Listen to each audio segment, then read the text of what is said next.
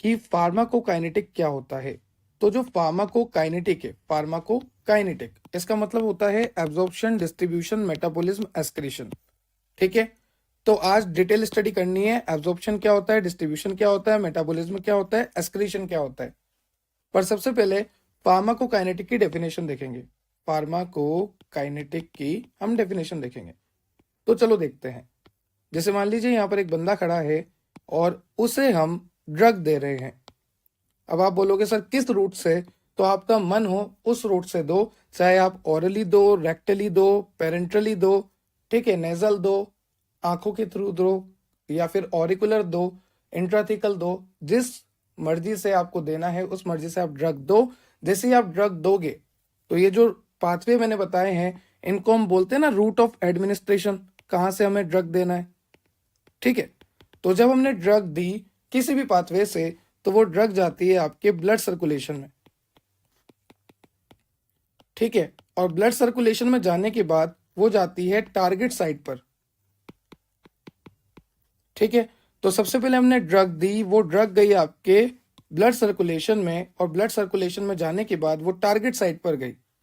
अब ड्रग गई target site पर, तो ये ड्रग है, और टारगेट साइट पर, टीएस का मतलब टारगेट साइट, टारगेट साइट पर रिसेप्टर होते हैं। ठीक है, टारगेट साइट पे क्या होते हैं, रिसेप्टर।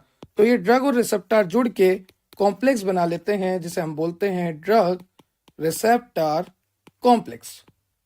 ठीक है, ड्रग रिसेप्टर कॉम्प्लेक्स बन गया। अब जैसे ही ड्रग रिसेप्टर कॉम्प्लेक्स बनता है हम बोलेंगे रिसेप्टर का हो गया एक्टिवेशन। क्या बोलेंगे बच्चों, रिसेप्टर का हो गया एक्टिवेशन। और जैसे ही रिसेप्टर का एक्टिवेशन वहां पर आएगा फार्माकोलॉजिकल एक्शन। फार्माकोलॉजिकल एक्शन मतलब मान लीजिए आपका सर दर्द हो रहा था, आपने ड्रग ली, वो ड्रग आई, रिसेप्टर से जुड़ी, रिसेप्टर को एक्टिवेट किया और उसने एक्शन दिया, मतलब आपका सर दर्द सही हो जाएगा। तो ये होता है फार्माकोकाइनेटिक। मतलब ड्रग को हम किस रूट से ले रहे हैं, उसके बाद वो सर्कुलेशन में जा रही है, फिर वो टारगेट साइट पे जाकर ड्रग रिसेप्टर कॉम्प्लेक्स बना रही है, और जैसे ही ड्रग रिसेप्टर कॉम्प्लेक्स बनता है उसके बाद रिसेप्टर का एक्टिवेशन हो जाता है और फार्माकोलॉजिकल एक्शन आपको देखने को मिलता है। ठीक है, अब पढ़ेंगे वन बाय वन एब्जॉर्प्शन कैसे हो रहा है और कौन कौन से फैक्टर एब्जॉर्प्शन को अफेक्ट करते हैं, फिर डिस्ट्रीब्यूशन, फिर मेटाबॉलिज्म, फिर एक्सक्रीशन। चलिए, तो सबसे पहले बात करते हैं एब्जॉर्प्शन की। तो एब्जॉर्प्शन क्या होता है, रूट ऑफ एडमिनिस्ट्रेशन, चाहे नेजल हो, ऑरिकुलर हो, रेक्टल हो, वेजाइनल हो, पेरेंट्रल हो, ओरल हो, जो भी रूट ऑफ एडमिनिस्ट्रेशन है जिससे आपने ड्रग दी, वो ड्रग गई ब्लड स्ट्रीम में और वहां पर जाकर वो एब्जॉर्ब हुई। ठीक है, तो एब्जॉर्प्शन तो वही बोलेंगे ना कि रूट ऑफ एडमिनिस्ट्रेशन से लेकर ड्रग गई एब्जॉर्प्शन साइट पर, मतलब ब्लड स्ट्रीम में। अब हम देखने वाले हैं कि ऐसे कौन कौन से फैक्टर है जो कि एब्जॉर्प्शन को अफेक्ट करते हैं। तो सबसे पहले आपको यहाँ पे दे रखा है फार्मास्यूटिकल फैक्टर, जैसे डिसइंटीग्रेशन और डिसोल्यूशन। अब ध्यान से सुनना, मान लीजिए आप यहां पर खड़े हैं, आपको मैंने टेबलेट दी, वो टेबलेट आपके स्टमक में गई, स्टमक में HCl होता है, HCl की वजह से क्या हुआ, इस टेबलेट का डिसइंटीग्रेशन। मैंने आपको पहले भी बताया है कि टेबलेट का सबसे पहले क्या होता है, डिसइंटीग्रेशन। डिसइंटीग्रेशन के बाद क्या होता है, डिसोल्यूशन। ध्यान से सुनते जाओ, जिसका पहला लेक्चर है। सबसे पहले टेबलेट का क्या होता है, डिसइंटीग्रेशन। डिसइंटीग्रेशन का मतलब होता है जो भी टेबलेट आपने ली वो HCl में जाकर, मान लो ये टेबलेट आ रही है और ये यहाँ पर HCl में आकर टूटना स्टार्ट होगी, इस तरह से टूटेगी ये, और टूटने के बाद इसका जो एक्टिव ड्रग है वो रिलीज हो जाएगा, एक्टिव कॉन्स्टिट्यूएंट यहाँ पे रिलीज हो गया। तो सबसे पहले डिसइंटीग्रेशन, डिसइंटीग्रेशन का मतलब होता है टेबलेट का टूटना। फिर डिसोल्यूशन, डिसोल्यूशन का मतलब होता है कि जो ड्रग निकला उसका डिसोल्यूशन होना, डिसॉल्व होना। ठीक है, तो सबसे पहले डिसइंटीग्रेशन फिर डिसोल्यूशन। अब एक बात बताइए कि अगर डिसइंटीग्रेशन अच्छा होगा, जल्दी होगा, डिसइंटीग्रेशन कैसा होना चाहिए, जल्दी होना चाहिए, क्योंकि जब टेबलेट जल्दी टूटेगी तभी तो ड्रग जल्दी जल्दी निकलेगा, और जब ड्रग जल्दी जल्दी निकलेगा तो जल्दी जल्दी उसका क्या होगा, डिसोल्यूशन होगा। तो ध्यान रखना हमेशा कि डिसइंटीग्रेशन जल्दी से जल्दी होना चाहिए, जितना जल्दी डिसइंटीग्रेशन उतना ही जल्दी डिसोल्यूशन, और जितना जल्दी डिसोल्यूशन उतना जल्दी एब्जॉर्प्शन। देखो ध्यान से सुनो, सबसे पहले टेबलेट का क्या होता है, डिसइंटीग्रेशन, मतलब टेबलेट टूटती है। फिर जो एक्टिव कॉन्स्टिट्यूएंट है उसका क्या होता है, डिसोल्यूशन, डिसॉल्व हुई, वो डिसोल्यूशन हुआ। उसके बाद क्या होता है डिसोल्यूशन के बाद? सबसे पहले टेबलेट टूटी जिसको हमने कहा डिसइंटीग्रेशन, फिर टेबलेट का जो एक्टिव कॉन्स्टिट्यूएंट है उसका क्या हुआ? डिसोल्यूशन हुआ। यहां तक की कहानी आपको क्लियर है? अब डिसोल्यूशन के बाद क्या होता है? एब्जॉर्प्शन होता है। तो एब्जॉर्प्शन तभी होगा ना जब डिसइंटीग्रेशन फटाफट होगा, डिसोल्यूशन फटाफट होगा। तो ये डिसइंटीग्रेशन टाइम कम होना चाहिए, जल्दी से डिसइंटीग्रेट हो जानी चाहिए टेबलेट, और डिसॉल्व भी फटाफट हो जानी चाहिए, तभी तो एब्जॉर्ब भी फटाफट होगी। और जितनी जल्दी एब्जॉर्ब होगी उतना ज्यादा फार्माकोलॉजिकल एक्शन जल्दी आएगा। तो यहां पर आपको यही बता रखा है, देखो कि डिसोल्यूशन और डिसइंटीग्रेशन टाइम जो होता है टेबलेट का वो गुड होना चाहिए, साथ ही साथ पार्टिकल साइज छोटा होना चाहिए। जैसे मान लीजिए यहाँ पर बड़े बड़े पार्टिकल है और एक तरफ छोटे छोटे पार्टिकल है, तो कौन जल्दी एब्जॉर्ब हो जाएंगे? छोटे छोटे पार्टिकल जल्दी एब्जॉर्ब हो जाएंगे और बड़े बड़े पार्टिकल को टाइम लगेगा एब्जॉर्ब होने में। तो पार्टिकल साइज कैसा होना चाहिए? स्मॉल होना चाहिए। ठीक है, अब बात करते हैं फॉर्मुलेशन की। जैसे मान लीजिए आप टेबलेट बनवा रहे हैं, मैं यहां पर आपको बताता हूं। जैसे मान लीजिए आप टेबलेट बना रहे हैं, फॉर्मुलेशन कर रहे हैं। अब जब आप 5th सेमेस्टर में जाओगे तो वहां पर टेबलेट का फॉर्मुलेशन आपको करना पड़ेगा। कई तरह की स्टेप होती है, जैसे ड्राई ग्रेन्युलेशन, वेट ग्रेन्युलेशन, इनसे आप क्या करते हो? टेबलेट का फॉर्मुलेशन करते हो। ठीक है, और टेबलेट में आप कई सारे एक्सिपिएंट डालते हो, जैसे colouring agent, flavouring agent, sweetening agent, binding agent. जैसे मैं क्या डाल रहा हूं? बाइंडिंग एजेंट डाल रहा हूं। ठीक है, अगर मैंने बाइंडिंग एजेंट ज्यादा डाल दिया तो ये टेबलेट जल्दी टूटेगी क्या? नहीं टूटेगी, क्योंकि बाइंडिंग एजेंट नाम से पता लग रहा, बाइंड करके रखने वाला, पकड़ के रखने वाला। अगर मैंने बाइंडिंग एजेंट ज्यादा डाल दिया तो ये टेबलेट आसानी से नहीं टूटेगी। और अगर ये टेबलेट आसानी से नहीं टूटी, मतलब इसका डिसइंटीग्रेशन सही से नहीं हुआ, आसानी से नहीं हुआ। और जब डिसइंटीग्रेशन सही से नहीं होता तो क्या डिसोल्यूशन सही से होता? नहीं। और फिर क्या एब्जॉर्प्शन सही से हो पाएगा? नहीं। तो हमें ध्यान रखना चाहिए कि टेबलेट के साथ हम जो भी एक्सिपिएंट यूज ले रहे हैं वो इक्वल अमाउंट में ले, ना ज्यादा ले ना कम ले, अच्छी क्वालिटी का ले। साथ ही साथ जो भी सुटेबल फॉर्मुलेशन है उसी से हम बनाएं। जैसे ड्राई ग्रेन्युलेशन सही रहे तो ड्राई ग्रेन्युलेशन से बनाओ, और वेट ग्रेन्युलेशन सही है तो वेट ग्रेन्युलेशन से बनाओ। जो सुटेबल मेथड है उससे बनाओ, और जो एक्सिपिएंट है वो अच्छी क्वालिटी का होना चाहिए और प्रॉपर अमाउंट में होना चाहिए। ज्यादा हो जाएगा तो फिर टेबलेट टूटेगी नहीं सही से, और जब टेबलेट टूटेगी नहीं, टेबलेट का डिसइंटीग्रेशन नहीं होगा तो डिसोल्यूशन नहीं होगा, डिसोल्यूशन नहीं होगा तो एब्जॉर्प्शन नहीं होगा, और एब्जॉर्प्शन नहीं होगा तो फार्माकोलॉजिकल एक्शन नहीं आएगा। ठीक है, तो ये था आपका सबसे पहला फार्मास्यूटिकल फैक्टर, जहां पर हमने देखा कि एब्जॉर्प्शन किस वजह से दिक्कत दे सकता है, किस वजह से एब्जॉर्प्शन नहीं भी हो सकता। नेक्स्ट है आपका ड्रग फैक्टर। देखो, अगर पीएच एसिडिक है, जैसे मान लीजिए आप जो ड्रग ले रहे हैं उस ड्रग का पीएच एसिडिक है, तो जो एसिडिक ड्रग होती है वो डिसॉल्व होगी स्टमक में। आपने वो सुना होगा ना, जैसे को तैसा, मतलब संगति का असर, तो एक जैसे लोग होने चाहिए। तो यहां पर आप देखिए, अगर एसिडिक ड्रग है तो स्टमक में क्या होता है? HCl, तो वो भी एसिडिक। तो एसिडिक ड्रग जो है डिसॉल्व होती है स्टमक में, और जो बेसिक ड्रग होती है वो डिसॉल्व होती है इंटेस्टाइन में। तो बेसिक ड्रग डिसॉल्व होती है इंटेस्टाइन में और एसिडिक ड्रग डिसॉल्व होती है स्टमक में। अब एक कंसेप्ट आपको याद रखना है कि आयोनाइजेशन पे भी एब्जॉर्प्शन अफेक्ट होता है। कैसे? देखो, जो अनआयनाइज फॉर्म होती है, अनआयनाइज फॉर्म का मतलब मैं आपको बताता हूं। जैसे NaCl है, टूटेगा कैसे? Na+Cl-। तो यहां पर यह है अनआयनाइज फॉर्म जो अभी तक टूटी नहीं है, और यह है आयोनाइज जो टूट चुकी है। तो अगर ड्रग को एब्जॉर्ब होना है तो उसे अनआयनाइज होना पड़ेगा, मतलब बिना टूटे हुए रहना पड़ेगा। तो ड्रग के एब्जॉर्प्शन के लिए it must be unionised form. ठीक है, और एक कंसेप्ट और सुन लो, आपके काम आएगा। जैसे कि मान लीजिए ये सेल है, ठीक है, और ये सेल किसकी बनी है? आपकी ये सेल आपकी बनी है फोस्फोलिपिड की, फोस्फो और लिपिड की। और मान लीजिए आपने जो ड्रग ली है उस ड्रग का लिपोफिलिक नेचर है। कैसा नेचर है बच्चों? लिपोफिलिक। लिपोफिलिक का मतलब होता है कि वो आसानी से मेम्ब्रेन को क्रॉस करके अंदर आ जाएगी। तो जो ड्रग आपने ली है उसका नेचर कैसा है? लिपोफिलिक नेचर का है, मतलब वो सेल मेम्ब्रेन को इजीली क्रॉस कर लेगी। तो ध्यान रखना, ड्रग का लिपोफिलिक नेचर अगर ज्यादा होगा तो वो फटाफट मेम्ब्रेन को क्रॉस कर लेगी, क्योंकि ये भी लिपिड की बनी है। तो जो ये मेम्ब्रेन है ये भी लिपिड की, और जो आपकी ड्रग है वो भी लिपिड की, तो वो बोलेगा भाई भाई, ठीक है, और वो आने देगा। तो ध्यान रखना, अगर ड्रग का लिपोफिलिक नेचर ज्यादा होता है तो ड्रग जो है आसानी से सेल मेम्ब्रेन को क्रॉस करके अंदर आ जाती है और एब्जॉर्ब हो जाती है। हमें एब्जॉर्प्शन बढ़ानी है, तो एब्जॉर्प्शन हम किस तरह से बढ़ाएंगे? जो ड्रग है उसको लिपोफिलिक नेचर का बनाएंगे। जितना ज्यादा लिपोफिलिसिटी उतना ही इजीली वो सेल मेम्ब्रेन को क्रॉस करके अंदर आ जाएगा सेल के और एब्जॉर्ब हो जाएगा। यहां तक आपको क्लियर हो गया? चलिए आगे चलते हैं। तो ये सारे पॉइंट्स आपको देखना है। ठीक है सर, हमें कंसेप्ट क्लियर हो गया कि लिपोफिलिसिटी जिसकी ज़्यादा होती है वो सेल मेम्ब्रेन को इजीली क्रॉस करके अंदर जाके एब्जॉर्ब हो जाता है। ये कुछ फैक्टर्स है जो कि अफेक्ट करते हैं हमारे एब्जॉर्प्शन को। आगे चलते हैं हमने देखा pharmaceutical factor, drug factor, and the next is हमारे पास है बायोलॉजिकल फैक्टर। देखो होता क्या है, आप सभी जानते हैं जो आपकी स्मॉल इंटेस्टाइन होती है, स्मॉल इंटेस्टाइन में विलाइज होते हैं। क्या होते हैं स्मॉल इंटेस्टाइन में? विलाई होते हैं। विलाई इस तरह से इन फोल्डिंग्स होती है जो कि आपको देखने को मिलती है स्मॉल इंटेस्टाइन में। और ये विलाई होने की वजह से यहाँ पर सरफेस एरिया बढ़ जाता है। ध्यान से सुनना, इंटेस्टाइन में जो आपकी स्मॉल इंटेस्टाइन है वहां पर विलाई होती है और विलाई होने की वजह से वहां पर सरफेस एरिया बढ़ जाता है।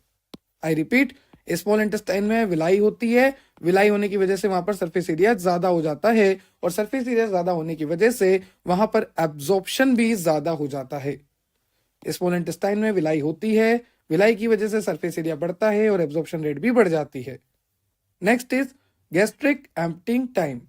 देखो, जितना जल्दी पेट खाली होगा, मान लीजिए आपने खाना खाया, ये फूड के पार्टिकल अंदर आए और ये फूड के पार्टिकल जितनी जल्दी आगे इंटेस्टाइन में बढ़ेंगे उतनी ही जल्दी मतलब दूसरा फूड पार्टिकल आएगा, फिर वो आगे बढ़ेगा। तो यहां पर आपको बोला है कि जितना जल्दी आपका स्टमक खाली होगा, स्टमक खाली होने का मतलब जैसे ये स्टमक है तो यहां से फूड आगे बढ़ना, तो ये स्टमक खाली हो जाएगा। तो स्टमक से जब फूड आगे बढ़ता है तभी तो एब्जॉर्ब होगा। तो जितनी जल्दी गैस्ट्रिक एम्प्टी होगी, जितनी जल्दी पेट खाली होगा, उतना ही जल्दी वो आगे बढ़ेगा और एब्जॉर्ब हो जाएगा। नेक्स्ट है आपका प्रेजेंस ऑफ फूड। तो देखो ध्यान से सुनना, आपको डॉक्टर ने बोला होगा कि इसको खाना खाने से पहले खाओ, इसको खाना खाने के बाद खाओ।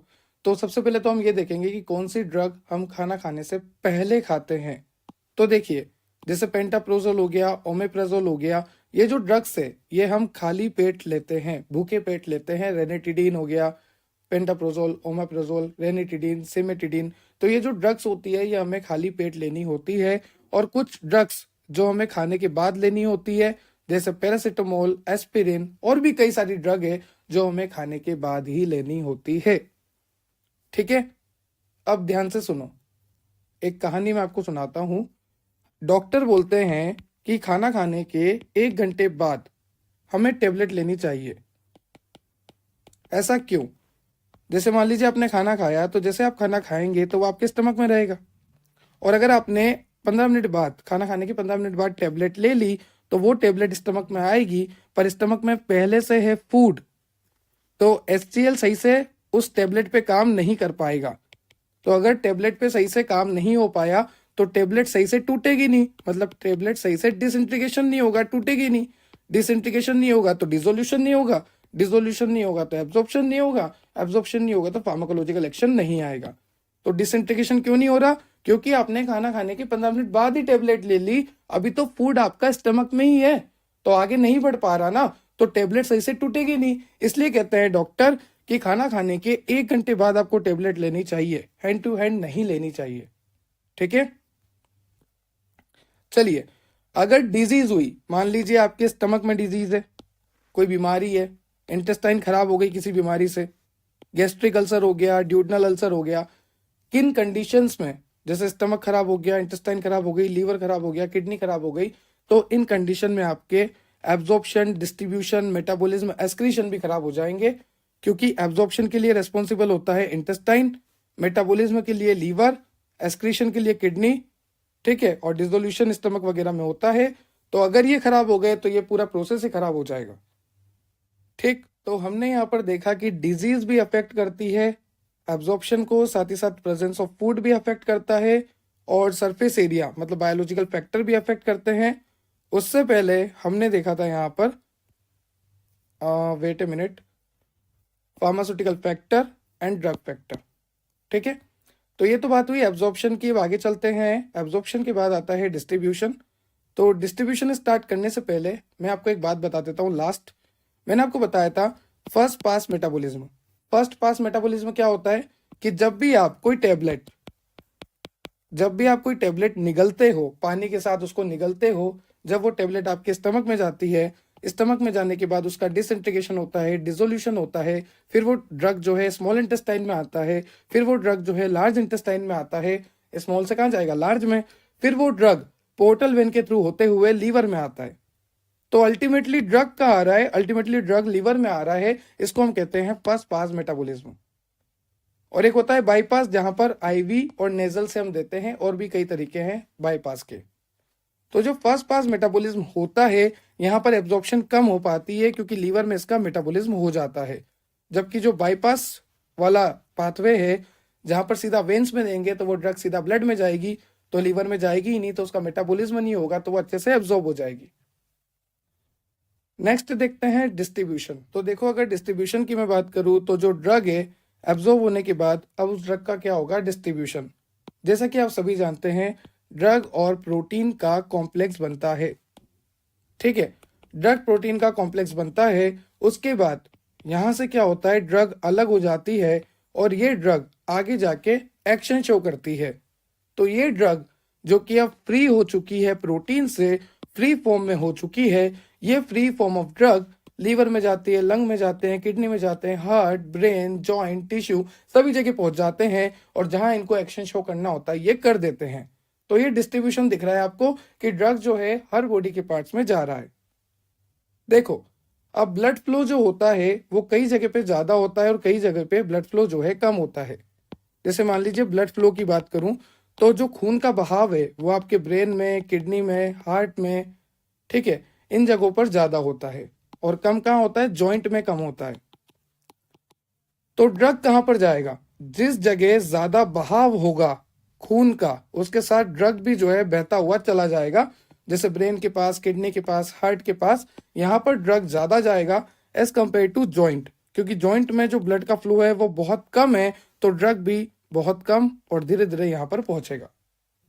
ठीक है, तो ब्लड फ्लो ज्यादा होता है आपके किडनी में, ब्रेन में, और कम होता है स्केलेटल मसल में और जॉइंट्स में। तो जहां पर ब्लड का फ्लो कम होता है वहां पर अमाउंट ऑफ ड्रग भी कम पहुंचता है। आगे देखिए, यहां पर ब्लड फ्लो ज्यादा होता है तो डिस्ट्रीब्यूशन ज्यादा होता है। ठीक है, मतलब जितना ज्यादा ब्लड फ्लो हुआ उतनी ही जल्दी ड्रग डिस्ट्रीब्यूट हुआ। जैसे मैंने आपको बोला, ब्रेन में, लीवर में, किडनी में, यहाँ पर ब्लड फ्लो ज्यादा होता है। एग्जाम्पल है एनेस्थीसिया। उसके बाद बात करते हैं कैपिलरी परमिएबिलिटी की। तो कैपिलरी परमिएबिलिटी क्या होता है, जैसे मान लीजिए ये कैपिलरी है, अगर यहाँ पर पोर्स होंगे तो पोर्स होने की वजह से ड्रग जो है इजीली क्रॉस होकर अंदर आ जाएगी। ठीक है, तो कैपिलरी परमिएबिलिटी का मतलब होता है कितना परमिएबल है। परमिएबल मतलब क्रॉस करने वाला, क्रॉस करने लायक। तो जो ड्रग है वो इजीली क्रॉस कर लेगी अगर आपकी कैपिलरी परमिएबल होगी। आई रिपीट, अगर आपकी कैपिलरी परमिएबल होती है तो ड्रग क्रॉस आसानी से हो जाती है। अब कैपिलरी को परमिएबल बनाता कौन है, कैपिलरी की स्ट्रक्चर, मतलब कैपिलरी की स्ट्रक्चर अच्छी होनी चाहिए, मेंटेन होनी चाहिए, तो कैपिलरी परमिएबिलिटी बनी रहती है। साथ ही साथ वो डिपेंड करती है केमिकल नेचर ऑफ ड्रग पे। ड्रग का जिस तरह से केमिकल नेचर होगा उस तरह से परमिएबिलिटी होगी। किसी ड्रग के लिए मोर परमिएबल, किसी के लिए लेस परमिएबल। ये मैंने आपको पहले ही बता दिया, जिसकी लिपोफिलिसिटी ज्यादा वो जल्दी से क्रॉस कर लेगा सेल मेम्ब्रेन को। जैसे मान लीजिए किसी ड्रग की लिपोफिलिसिटी ज्यादा है तो वो जो ड्रग है जिसकी लिपोफिलिसिटी ज्यादा है वो ड्रग इजीली क्रॉस करके सेल के अंदर आ जाएगा और अपना फार्माकोलॉजिकल एक्शन देगा। नेक्स्ट आपको मैंने बताया ड्रग प्रोटीन का कॉम्प्लेक्स जो कि बनता है। बाद में क्या होता है कि ड्रग जो है रिलीज हो जाता है। ठीक है, और ये ड्रग और प्रोटीन का जो कॉम्प्लेक्स बनता है, मान लीजिए एसिडिक ड्रग है तो एल्बुमिन प्रोटीन के साथ कॉम्प्लेक्स बनेगा, और बेसिक ड्रग है तो अल्फा एसिड ग्लाइकोप्रोटीन के साथ कॉम्प्लेक्स बनता है। तो ध्यान रखना, ड्रग प्रोटीन कॉम्प्लेक्स जो बनता है, अगर ड्रग एसिडिक नेचर का है तो एल्बुमिन के साथ बनेगा, और अगर ड्रग बेसिक नेचर का है तो कॉम्प्लेक्स बनेगा अल्फा एसिड ग्लाइकोप्रोटीन के साथ। Now next is volume of distribution. तो देखो, वॉल्यूम ऑफ डिस्ट्रीब्यूशन क्या होता है, मतलब जैसे मान लीजिए आपकी ह्यूमन बॉडी है और आपके अंदर जितना भी प्लाज्मा है वो प्लाज्मा तो मैंने यहाँ लिख दिया। ठीक है, और आपको मैंने 650 mg जो ड्रग दी है वो ड्रग मैंने आपको यहाँ पर लिख दी। तो यहाँ पर फॉर्मूला निकला amount of drug in the body, आपकी बॉडी में कितना ड्रग है डिवाइडेड बाय प्लाज्मा कंसंट्रेशन। ठीक है, आपकी बॉडी में कितना ड्रग है divided by plasma concentration. Now next is metabolism. और मेटाबॉलिज्म में क्या होता है वो सुनो। मेटाबॉलिज्म में ड्रग की एक फॉर्म दूसरे फॉर्म में कन्वर्ट हो जाती है। ड्रग की एक फॉर्म दूसरे फॉर्म में कन्वर्ट होना उसको हम कहते हैं मेटाबॉलिज्म। मेटाबॉलिज्म का एक और नाम है बायो ट्रांसफॉर्मेशन। बायो का मतलब लाइफ, ट्रांसफॉर्मेशन का मतलब चेंज होना, ट्रांसफॉर्म होना। तो यहाँ पर एक फॉर्म ऑफ ड्रग दूसरे फॉर्म में चेंज हो जाता है, that's why metabolism is also known as biotransformation. और ये जो मेटाबॉलिज्म होता है ये मेनली लीवर में होता है। मतलब क्या होता है मेटाबॉलिज्म का, one form of drug convert into another form of drug. ठीक है, अब एक बात मैंने आपको बताई थी कि सबसे पहले एब्जॉर्प्शन, फिर डिस्ट्रीब्यूशन, फिर मेटाबॉलिज्म, फिर एक्सक्रीशन। तो मेटाबॉलिज्म पढ़ रहे हैं हम, और मेटाबॉलिज्म होगा तभी तो आगे वाला पार्ट एक्सक्रीशन होगा। तो एक्सक्रीशन होने के लिए देखो यहाँ पे लिखा है मैंने, एक्सक्रीशन बोल लो या फिर आप एलिमिनेशन बोल लो। एलिमिनेशन होने के लिए एक नेसेसरी स्टेप है मेटाबॉलिज्म। मेटाबॉलिज्म होगा तभी एलिमिनेशन होगा। तो आप मेटाबॉलिज्म में से लिख सकते हो for further elimination of drug. अगर हमें ड्रग का एलिमिनेशन करना है तो मेटाबॉलिज्म एक एसेंशियल और नेसेसरी स्टेप है। अब जैसे कि मैंने आपको बताया कि मेटाबॉलिज्म कहां पर होता है, तो लीवर में होता है, मेनली लीवर में ही होता है। फिर किडनी, लंग, स्किन और गट म्यूकोसा में भी मेटाबॉलिज्म होता है ड्रग का। ठीक है, अब लास्ट लेक्चर में मैंने आपको बताया था कि ड्रग के मेटाबॉलिज्म से मतलब होता है इनएक्टिव ड्रग को एक्टिव बनाना, एक्टिव ड्रग को इनएक्टिव बनाना, और साथ ही साथ मोर टॉक्सिक ड्रग को लेस टॉक्सिक ड्रग बनाना। ठीक है, तो यहां पर आप देख सकते हैं मेटाबॉलिज्म में क्या होता है। जैसे मान लीजिए आपने कोई ड्रग ली और वो एक्टिव फॉर्म में ली, तो लीवर में जाने के बाद वो इनएक्टिव हो जाएगी, इसे कहते हैं मेटाबॉलिज्म। कुछ ड्रग जो एक्टिव फॉर्म में आप लेते हो, लीवर में जाने के बाद वो इनएक्टिव हो जाती है। जैसे पीसीएम हो गया, पैरासिटामोल, प्रोपेनोलोल हो गया। ठीक है, नेक्स्ट आपको दे रखा है कुछ एक्टिव ड्रग होती है जिनका लीवर में जाने के बाद एक्टिव मेटाबोलाइट बन जाते हैं।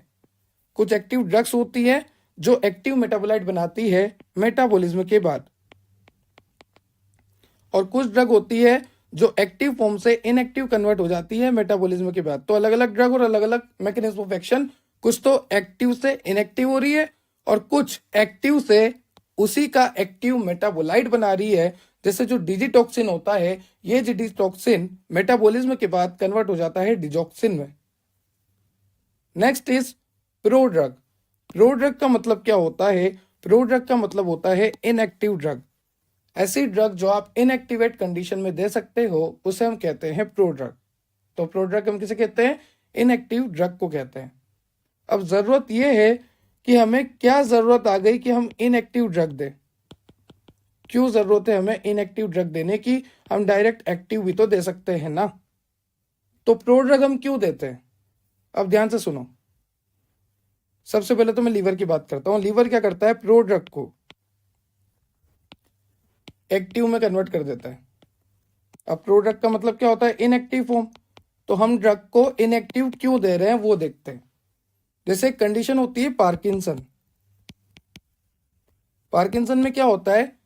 डोपामिन की कमी हो जाती है ब्रेन में। मान लो ये ब्रेन है, यहाँ ब्रेन में क्या होती है? डोपामिन हार्मोन की कमी हो जाती है। उस कंडीशन को हम कहते हैं पार्किंसन। अब आप बोलोगे सर डोपामिन की कमी है तो डोपामिन दे दो ना। डोपामिन दे दोगे तो ये सही हो जाएगी, पर ऐसा नहीं होता, क्योंकि ब्रेन तक कुछ भी चीज आसानी से नहीं जाती। बीच में आता है blood brain barrier. Blood brain barrier आता है, तो ये डोपामिन इस ब्लड ब्रेन बैरियर को क्रॉस नहीं कर सकता। अब क्या करें? डोपामिन की कमी है पर डोपामिन दे रहे तो भी किसी काम का नहीं, तो फिर हमें देनी पड़ती है प्रोड्रग, जैसे लीवोडोपा। ये लीवोडोपा क्या करती है?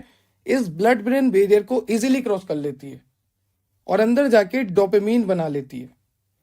तो डोपामिन इटसेल्फ वो क्रॉस नहीं कर पाता, इसलिए हमें प्रोड्रग देना पड़ता है, जैसे कि लीवोडोपा, जो कि ब्लड ब्रेन बैरियर को क्रॉस करते हुए अंदर जाके डोपामिन बनाता है और पार्किंसन को सही करता है। ठीक है, ये देखो प्रोड्रग यूज करनी पड़ेगी लीवोडोपा। ये क्रॉस कर लेगी, ये कर ली। डोपामिन कर पा रहा क्या? नहीं कर पा रहा। नेक्स्ट है आपका लीवर के पास होते हैं कई तरह के एंजाइम, कुछ होते हैं माइक्रोसोमल एंजाइम, कुछ होते हैं नॉन माइक्रोसोमल एंजाइम। जो माइक्रोसोमल एंजाइम होते हैं लीवर के, वो लीवर के माइक्रोसोम में मिलते हैं।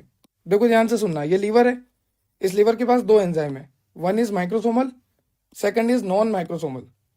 जो माइक्रोसोमल होते हैं वो लीवर के माइक्रोसोम में मिलते हैं, और जो नॉन माइक्रोसोमल होते हैं वो मिलते हैं लीवर के साइटोप्लाज्म या माइटोकॉन्ड्रिया में। तो लीवर के अगर साइटोप्लाज्म में और माइटोकॉन्ड्रिया में देखें तो नॉन माइक्रोसोमल, और अगर लीवर के माइक्रोसोम में देखें तो माइक्रोसोमल। ठीक है, अब ये जो माइक्रोसोमल एंजाइम है जो कि लीवर के माइक्रोसोम में मिलते हैं, नाम से पता लग रहा, लीवर के माइक्रोसोम में माइक्रोसोमल एंजाइम मिलेंगे। ये जो एंजाइम है इनको चाहिए NADPH और oxygen. Microsomal enzyme needs NADPH and oxygen for its normal function. ठीक है, और जो नॉन माइक्रोसोमल है उसके बारे में मैंने बता ही दिया कि माइटोकॉन्ड्रिया और लीवर सेल में मिलते हैं। तो देखो, अगर मैं बात करता हूँ एलिमिनेशन की, कि एलिमिनेशन क्या होता है और एलिमिनेशन क्यों ज़रूरी है, तो एलिमिनेशन से मेरा मतलब है कि ड्रग को एलिमिनेट करना बॉडी से। जैसे मान लीजिए यहाँ पर मैं खड़ा हूँ और मैंने कोई भी ड्रग ली, आइदर इट इज़ एनाल, जैसे एक एंटीपायरेटिक, एंटी इन्फ्लामेटरी, जो भी ड्रग की रिक्वायरमेंट मेरे को थी, मैंने वो ड्रग ली। अब इस ड्रग ने अपना मैकेनिज्म ऑफ एक्शन शो किया। जैसे मान लीजिए ये ड्रग लिपोफिलिक नेचर की थी, सपोज ये ड्रग कैसी थी, लिपोफिलिक नेचर की थी, तो ये ड्रग ने अच्छे से प्रोटीन के साथ बाइंडिंग कर ली। ठीक है, ड्रग का अच्छे से एब्जॉर्प्शन हो गया, डिस्ट्रीब्यूशन हो गया, ड्रग का अच्छे से फार्माकोलॉजिकल एक्शन आ गया। जैसे मान लीजिए यहाँ पर मेरा रिसेप्टर था, दिस इज माय रिसेप्टर, और इस रिसेप्टर से आके ये ड्रग जो है अटैच हो गई, और ड्रग का फार्माकोलॉजिकल एक्शन आ रहा है, क्योंकि ड्रग जैसे रिसेप्टर से अटैच हुई, रिसेप्टर का एक्टिवेशन हुआ, रिसेप्टर में कन्फर्मेशनल चेंज आए, और यहाँ पर ड्रग ने अपना फार्माकोलॉजिकल एक्शन दे दिया। अब जब ड्रग ने अपना फार्माकोलॉजिकल एक्शन दे दिया, तो उसके बाद हमें ड्रग को यहाँ से एलिमिनेट करना होता है, बॉडी से रिमूव करना होता है, क्योंकि हमें ड्रग का एक्शन आ चुका है। अब ड्रग हमारे किसी काम की नहीं, तो उसे हमें क्या करना है, बॉडी से रिमूव करना है। और अगर हम ऐसा नहीं करते हैं तो ड्रग हमारी बॉडी में एक्यूमुलेट होती जाएगी इस तरह से, और अगर ड्रग एक्यूमुलेट होती जाएगी तो वो टॉक्सिसिटी करेगी, टिश्यू टॉक्सिसिटी करेगी। तो ध्यान रखना, एलिमिनेशन एक बहुत इंपॉर्टेंट और एसेंशियल स्टेप है। जब ड्रग ने अपना फार्माकोलॉजिकल एक्शन दे दिया, तो उस फार्माकोलॉजिकल एक्शन को टर्मिनेट करने के लिए और टिश्यू टॉक्सिसिटी से बचने के लिए एलिमिनेशन बहुत ही ज़रूरी स्टेप होता है। और एलिमिनेशन एक इरिवर्सिबल प्रोसेस है, मतलब कि ऐसा नहीं है कि ड्रग अगर बाहर गई तो वापस अंदर आ जाएगी। एक बार गई तो गई, एक बार ड्रग एलिमिनेट हुई तो हुई, एक बार वो फिल्ट्रेट हुई, यूरिन के थ्रू पास आउट हुई तो हुई। तो ड्रग एलिमिनेशन एक इरिवर्सिबल प्रोसेस है, जहां पर हम ड्रग के फार्माकोलॉजिकल एक्शन को टर्मिनेट करते हैं, टिश्यू टॉक्सिसिटी से बचते हैं। यहां तक आपको क्लियर हो गया। अब ये जो एलिमिनेशन वर्ड है, इसमें दो वर्ड इंक्लूड होते हैं, एक्सक्रीशन और मेटाबॉलिज्म। ध्यान से सुनते जाओ, समझते जाओ। ये जो एलिमिनेशन है इसमें दो वर्ड इंक्लूड होते हैं, एक तो आपका हो गया मेटाबॉलिज्म और एक आपका हो गया एक्सक्रीशन। देखो, एक्सक्रीशन किडनी के थ्रू होगा, नेफ्रॉन के थ्रू होगा। अब मेटाबॉलिज्म से क्या मतलब है, मेटाबॉलिज्म आप सभी ने पढ़ा है, फिर भी मैं एक आइडिया दे देता हूँ। मेटाबॉलिज्म में क्या होता है, जो एक्टिव ड्रग है उसको इनएक्टिव करता है लीवर। कौन करता है, लीवर। मेटाबॉलिज्म कहाँ पर हो रहा है, लीवर, लीवर की बात कर रहा हूँ मैं, लीवर मान के चलना। तो लीवर में क्या हो रहा है, मेटाबॉलिज्म हो रहा है, जहाँ पर एक्टिव ड्रग जो है इनएक्टिवेट में कन्वर्ट हो रही है, इनएक्टिवेट फॉर्म में कन्वर्ट हो रही है अपने। और आपका जो मोर टॉक्सिक ड्रग होता है ना, मोर टॉक्सिक, वो लीवर में जाके लेस टॉक्सिक में कन्वर्ट हो जाता है। और अगर मैं बात करूं कि अगर आपने प्रो ड्रग ली है, प्रो ड्रग का मतलब होता है ऐसी ड्रग जो शुरू में इनएक्टिवेट रहती है, पर वो लीवर के एंजाइम के कांटेक्ट में आने के बाद एक्टिवेट हो जाती है। उसके बाद और भी कई तरह से यहाँ पे कन्वर्जन होते हैं, एक्टिवेट से इनएक्टिवेट, मोर टॉक्सिक से लेस टॉक्सिक, और लिपोफिलिक से हाइड्रोफिलिक। देखो यहाँ पर ध्यान से सुनना, अगर आपकी ड्रग लिपोफिलिक है तो वो आपकी बॉडी से रिमूव नहीं हो सकती, क्योंकि अगर ड्रग को रिमूव होना है बॉडी से तो उसको हाइड्रोफिलिक होना ज़रूरी है, वाटर सोल्यूबल होना ज़रूरी है, तभी तो किडनी उसे फिल्टर करेगी और नेफ्रॉन के थ्रू वो यूरिन फॉर्मेशन में जाएगा। तो ध्यान रखना, ये बहुत ही इंपॉर्टेंट स्टेप है। यहाँ पर क्या होता है, लीवर में लिपोफिलिक ड्रग जो है हाइड्रोफिलिक में कन्वर्ट होती है। अब कैसे होती है, जैसे मान लीजिए कोई ड्रग है, यहाँ पर मैंने कोई भी ड्रग बना दी, XYZ कोई भी ड्रग है, ठीक है, ये लिपोफिलिक नेचर की है। किस नेचर की बच्चों? लिपोफिलिक नेचर की है। तो क्या ये नेफ्रॉन के थ्रू पास आउट होगी? नहीं हो पाएगी। क्या ये किडनी के थ्रू, नेफ्रॉन के थ्रू पास आउट होकर यूरिन फॉर्मेशन में जाके आपकी बॉडी से एलिमिनेट हो पाएगी? नहीं हो पाएगी। तो इसको क्या करना पड़ेगा? हमें हाइड्रोफिलिक में कन्वर्ट करना पड़ेगा। अब इस ड्रग को हाइड्रोफिलिक में कन्वर्ट कौन करेगा? लीवर बोलता है। किसका है ये? तुमको इंतजार में हूं ना। तो लीवर आएगा और बोलेगा कि भाई मैं करूंगा, ये काम मेरे को अच्छे से आता है। तो लिपोफिलिक ड्रग को हाइड्रोफिलिक ड्रग में कन्वर्ट करने का काम लीवर करता है। लीवर में भी कौन? कई तरह के एंजाइम होते हैं, जैसे साइटोसोलिक एंजाइम, जैसे साइटोक्रोम P450, कई तरह के एंजाइम्स होते हैं जो कि लिपोफिलिक ड्रग को हाइड्रोफिलिक ड्रग में कन्वर्ट कर देते हैं। कैसे कन्वर्ट करते हैं? यहां पर कोई भी पोलर ग्रुप अटैच कर देंगे। लिपोफिलिक ड्रग है ना, उसमें कोई भी पोलर ग्रुप अटैच कर देंगे और पोलर ग्रुप अटैच होने से ये वाटर सोल्यूबल हो जाएगा। और अगर ये वाटर सोल्यूबल हो जाएगा तो ये किडनी के थ्रू इजिली एलिमिनेट हो जाएगा। तो ये मेटाबॉलिज्म होता है। अब जब मेटाबॉलिज्म चल ही रहा है तो आइए देखते हैं phase 1 phase 2 reaction. Drug metabolize होने कहां गई? लीवर में। तो ड्रग के मेटाबॉलिज्म के लिए लीवर में चलती है 2 रिएक्शन, फेज 1 फेज 2। ठीक है, फेज 1 में हम क्या करते हैं, ध्यान से सुनना। फेज 1 में जैसे मान लीजिए ड्रग है, कोई सी भी ड्रग है ये, तो फेज 1 रिएक्शन में क्या होता है, इस ड्रग के ऊपर हम पोलैरिटी इंड्यूस करते हैं। क्या इंड्यूस करते हैं? पोलैरिटी। पोलैरिटी का मतलब होता है कि यहां पर हम कोई भी पोलर ग्रुप ऐड करेंगे। क्या ऐड करेंगे? Polar group. ठीक है सर, हमें समझ में तो आ गया कि जो भी ड्रग लीवर में मेटाबोलाइज होने आ रही है तो फेज 1 में क्या होता है, उस ड्रग पे हम पोलर ग्रुप लगा देते हैं। अब पोलर ग्रुप लगाने से क्या होता है, जैसे मान लीजिए ड्रग यहां पे मैं वापस बना देता हूं। ठीक है, इस तरह से ड्रग थी। अब यहां पर जैसे पोलर ग्रुप हमने OH लगा दिया, तो यहां पर और यहां पर क्या फर्क आया कि यहां पर हमने पोलैरिटी इंड्यूस कर दी, एक पोलर ग्रुप लगा दिया OH। अब इसके लगने से क्या होगा पता है? इसके लगने से इसकी वाटर सोल्यूबिलिटी बढ़ जाएगी, और वाटर सोल्यूबिलिटी अगर ड्रग की बढ़ गई तो वो किडनी के थ्रू, यूरिन के थ्रू हमारी बॉडी से निकल जाएगा। तो हमें ड्रग को निकालना ही तो था। तो फेज 1 रिएक्शन में क्या होता है, जो भी हमारे पास ड्रग होती है उस ड्रग में हम पोलैरिटी इंड्यूस कर देते हैं, पोलर ग्रुप अटैच कर देते हैं, और पोलैरिटी इंड्यूस करने से, पोलर ग्रुप के अटैचमेंट से वो ड्रग वाटर सोल्यूबल हो जाती है, और वाटर सोल्यूबल होकर किडनी के थ्रू फिल्ट्रेट होके यूरिन के थ्रू पास आउट हो जाती है। ठीक है सर, हमें समझ में आ गया कि जो फेज 1 रिएक्शन होती है वहां पर हम क्या करते हैं, पोलैरिटी इंड्यूस कर देते हैं। पोलैरिटी इंड्यूस करने का मतलब होता है किसी भी पोलर ग्रुप को लगाना, जैसे कि आपने यहाँ पर OH लगा दिया। अब इसको लगाने से क्या होता है, पोलर ग्रुप को लगाने से इसकी वाटर सोल्यूबिलिटी बढ़ जाती है, और अगर ये ड्रग वाटर में सोल्यूबल हो गई तो ये किडनी के थ्रू, यूरिन के थ्रू पास आउट हो जाएगी हमारी बॉडी से। फिर सर जब काम हो रहा है तो फिर ये फेज 2 रिएक्शन लगाने का क्या मतलब था? तो देखो इसको भी सुन लो। जैसे आपको पता है कि फेज 1 में क्या होता है, फेज 1 में ड्रग आती है और ड्रग के ऊपर हम कोई भी पोलर मॉलिक्यूल लगाते हैं, और ड्रग के ऊपर क्या हो जाता है, पोलर मॉलिक्यूल अटैच हो जाता है। ये ड्रग है, इसके ऊपर यहाँ पे पोलर मॉलिक्यूल अटैच हो गया, जिसकी वजह से ये वाटर सोल्यूबल हो गया। ये फेज 1 रिएक्शन है। पर कई बार क्या होता है, ड्रग के ऊपर पोलर ग्रुप लगाने के बाद भी ये ड्रग वाटर सोल्यूबल नहीं हो पाती या एलिमिनेट नहीं हो पाती बॉडी से। तो अब इस कंडीशन में क्या करें, हमने तो पोलर ग्रुप लगा दिया, पोलर ग्रुप लगाने से तो निकल जानी चाहिए, पर फिर भी नहीं निकल रही। तो यहां पर आती है फेज 2 रिएक्शन। अब फेज 2 संभालेगी। ठीक है, फेज 2 रिएक्शन काम आएगी और फिर उसको एलिमिनेट करेगी बॉडी से। तो जहां फेज 1 काम नहीं आती, जहां फेज 1 घुटने टेक देती है, वहां पर फेज 2 आती है, और फेज 2 बोलती है टेंशन मत ले, मैं हूं, मैं कर लूंगा। ठीक है, तो फेज 2 रिएक्शन किस पे काम करती है वो देखो, ध्यान से सुनना। ड्रग है, ये देखो ड्रग है, ड्रग के ऊपर पोलैरिटी इंड्यूस करी। फेज 1 में होती है पोलैरिटी इंड्यूस करना, ये ड्रग है, ड्रग के ऊपर पोलैरिटी इंड्यूस कर दी, पर ये ड्रग अभी भी वाटर सोल्यूबल नहीं है। तो अब कौन सी रिएक्शन आएगी, फेज 2। फेज 2, तो फेज 2 किस पे काम कर रही है, इस पे। और ये क्या है, ये फेज 1 का प्रोडक्ट है। तो जो फेज 1 का प्रोडक्ट होता है उस पे फेज 2 काम करती है, और उसको और पोलर बना के वाटर सोल्यूबल बना ही देती है आखिरी में। समझ में आ गया? तो हम ये भी कह सकते हैं कि ड्रग जो है पोलर ग्रुप अटैच करने के बाद मेटाबोलाइट कहलाती है। क्या कहलाती है, मेटाबोलाइट। क्योंकि हमें पता है कि अगर हम पोलर ग्रुप अटैच कर रहे हैं, फेज 1 रिएक्शन हो रही है तो मेटाबॉलिज्म हो रहा है, और मेटाबॉलिज्म होने के बाद जो भी बनता है उसे हम मेटाबोलाइट कहते हैं। तो यहाँ पर ड्रग के ऊपर पोलर ग्रुप अटैच करा था हमने फेज 1 के अंदर, तो हमने इसे मेटाबोलाइट कहा।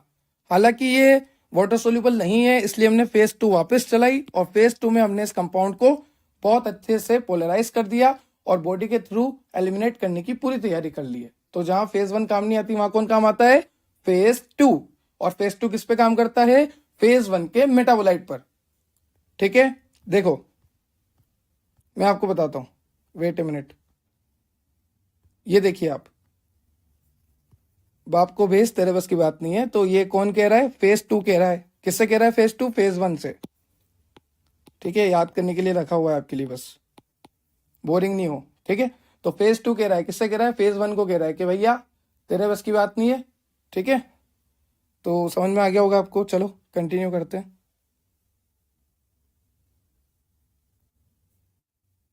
ठीक है सर, हमें यहाँ तक क्लियर हो गया कि ड्रग का मेटाबॉलिज्म कैसे होता है, ड्रग का मेटाबॉलिज्म होना एसेंशियल क्यों है। ड्रग का मेटाबॉलिज्म होने के लिए 2 फेज है, फेज 1 एंड फेज 2। फेज 1 में कुछ रिएक्शन है जो आपको याद करनी है। देखो फेज 1 में मैंने आपको इतना तो बता दिया कि आपको क्या अटैच करना है, कोई पोलर ग्रुप। और पोलर ग्रुप अटैच क्यों करते हैं हम? क्योंकि पोलर ग्रुप अटैच करने के बाद ड्रग जो होता है वाटर सोल्यूबल हो जाता है और इजीली एलिमिनेट हो जाता है बॉडी से। तो देखो रिएक्शंस देखने वाले हैं कि किस तरह से मेटाबॉलिज्म होती है। एक बात और, मैंने जब आपको मेटाबॉलिज्म पढ़ाया था कोलॉजी की यूनिट 1 में, तो वहां पर मैंने आपको बोला था कि लीवर में ड्रग आने के बाद एक्टिव से इनएक्टिव भी हो सकती है, इनएक्टिव से एक्टिव भी हो सकती है, और कुछ प्रो ड्रग होती है जो इनएक्टिव फॉर्म में देते हैं वो भी एक्टिव हो जाती है, और जो ड्रग है अगर वो मोर टॉक्सिक है तो लेस टॉक्सिक हो जाती है। ये सब मतलब होता है मेटाबॉलिज्म का। अगर लीवर में ड्रग आती है तो एक्टिव से इनएक्टिव, इनएक्टिव से एक्टिव, प्रो ड्रग से एक्टिव, और मोर टॉक्सिक से लेस टॉक्सिक भी होती है। ये सारा चेंजेस होता है लीवर में आने के बाद ड्रग। ठीक है, देखो मैंने यहाँ पर लिखा भी हुआ है कि फेज 1 के दौरान क्या होता है, हम पोलर फंक्शनल ग्रुप को अटैच कर देते हैं, इंट्रोड्यूस कर देते हैं ड्रग पे, क्योंकि ड्रग पे जब हम पोलर ग्रुप लगाते हैं तो वो वाटर सोल्यूबल हो जाता है। ठीक है, जो फेज 1 रिएक्शन है आपकी, उसमें आपको ये सब करना है। फेज 1 रिएक्शन में हमें पोलर ग्रुप का अटैचमेंट करवाना है। ठीक है, तो phase 1 reaction also called functionalization reaction. Functionalization reaction क्यों बोल रहे हैं? क्योंकि यहां पर हम फंक्शनल ग्रुप अटैच कर रहे हैं, जैसे OH। ठीक है, इसके अटैच करने से क्या होगा कि वो और वाटर सोल्यूबल हो जाएगा और इजीली एक्सक्रीट आउट हो जाएगा बॉडी से। क्लियर है आपको यहां तक? चलिए आगे चलते हैं। आगे आपको दे रखा है ऑक्सीडेशन। अब देखो ये जितनी भी रिएक्शन आएगी ना, ये सारी फेज 1 की रिएक्शन है, और आपको पता लग गया कि फेज 1 रिएक्शन में हम पोलैरिटी इंड्यूस करेंगे, पोलर ग्रुप लगाएंगे। तो सबसे पहली रिएक्शन है आपकी हाइड्रोक्सिलेशन। हाइड्रोक्सिलेशन का मतलब क्या होता है? OH का अटैचमेंट। तो आप यहाँ पे देखिए, एक कंपाउंड आपको दे रखा है, एक ड्रग आपको दे रखी है जिसका नाम है लीडोकेन। अब लीडोकेन जैसे ही लीवर में आता है तो वहां पर क्या होता है, लीडोकेन को हम पोलर बना देते हैं, पोलर नेचर का बना देते हैं। कैसे बनाएंगे? पोलर ग्रुप अटैच करके। सबसे पहले लीडोकेन की स्ट्रक्चर देखो, ये बेंजीन है, बेंजीन के साथ कार्बन, कार्बन, फिर ऐसे याद रखो नाइट्रोजन, नाइट्रोजन को ऐसे याद रखो नेशनल हाईवे, और नेशनल हाईवे पे एक चमन जो है अंडे का ठेला लगाकर बैठा है। ऐसे याद रखना पड़ेगा क्योंकि हर स्ट्रक्चर आपको ऐसे ही याद करनी है, बहुत स्ट्रक्चर आने वाली है। तो सबसे पहले क्या बोलोगे? एक बेंजीन है, बेंजीन के साथ 2 कार्बन है, फिर नेशनल हाईवे पे एक चमन जो है अंडे का ठेला लगाकर बैठा हुआ है कार्बन के साथ। अब कार्बन के साथ उसने देखा नाइट्रोजन, और नाइट्रोजन जो है बहुत चालाक है, 2-2 कार्बन के साथ है। तो इस तरह से आपको याद रखना है, बेंजीन है, बेंजीन के साथ 2 कार्बन है, फिर नेशनल हाईवे पे एक चमन जो है अंडे का ठेला लेकर बैठा है, फिर उसके साथ कार्बन है, फिर जो नाइट्रोजन है वो 2 कार्बन से अटैच है, C2C2। इस तरह से आपको ड्रग याद रखनी है, ये है लीडोकेन। अब लीडोकेन ड्रग अपना एक्शन शो करने के बाद जब लीवर में आएगी तो वहां पर वो जाएगी फेज 1 रिएक्शन में, और फेज 1 रिएक्शन में पोलैरिटी इंड्यूस होती है। तो यहां पर आप देख सकते हैं OH ग्रुप हमने अटैच कर दिया। ठीक है, तो जो यहां पर NH था, अब यहां पर N के साथ OH अटैच हो गया है, और N पोजीशन पे OH अटैच है, तो हम क्या बोलेंगे? N, और OH को क्या बोलते हैं? हाइड्रोक्सी, और स्ट्रक्चर क्या थी? लीडोकेन। तो नाम बन गया N हाइड्रोक्सी लीडोकेन। एन क्यों बोला, क्योंकि एन पर अटैच है। हाइड्रोक्सी क्यों बोला, क्योंकि हाइड्रोक्सी ग्रुप अटैच है, so it is an hydroxy lidocaine. तो जो ड्रग है लिडोकेन, उसका हमने क्या करा दिया, फेज 1 रिएक्शन करवा दी, पोलरिटी इंड्यूस करा दी। अब ये एन हाइड्रोक्सी लिडोकेन जो है वाटर सोल्यूबल है, किडनी के थ्रू फिल्टर होके यूरिन फॉर्मेशन के थ्रू ये बॉडी से एक्सक्रीट आउट हो जाएगा। तो ये तो ही आपकी पहली रिएक्शन फेज 1 में। और भी कई सारी रिएक्शन है, जैसे ऑक्सीडेशन। अब ऑक्सीडेशन में क्या है, ऑक्सीजन को अटैच करना है। तो ये कोई ड्रग है, यहां पर आपको नाइट्रोजन पे ऑक्सीजन अटैच कर देना है, बात खत्म। और भी आपको ड्रग्स दे रखी है, जैसे आप नीचे देख सकते हैं पिरिडिन रिंग है, उसके साथ यहाँ पर ये कार्बन कार्बन कार्बन कार्बन और एक नाइट्रोजन अटैच है, ठीक है। तो यहाँ पर भी आपको ऑक्सीडेशन करना है। तो आप देख सकते हैं नाइट्रोजन के साथ मैंने एक ऑक्सीजन ग्रुप अटैच कर दिया है। तो इस तरह से ऑक्सीडेशन होगा, नाइट्रोजन जहां भी दिखे वहां पर ऑक्सीजन ऐड कर देनी है आपको।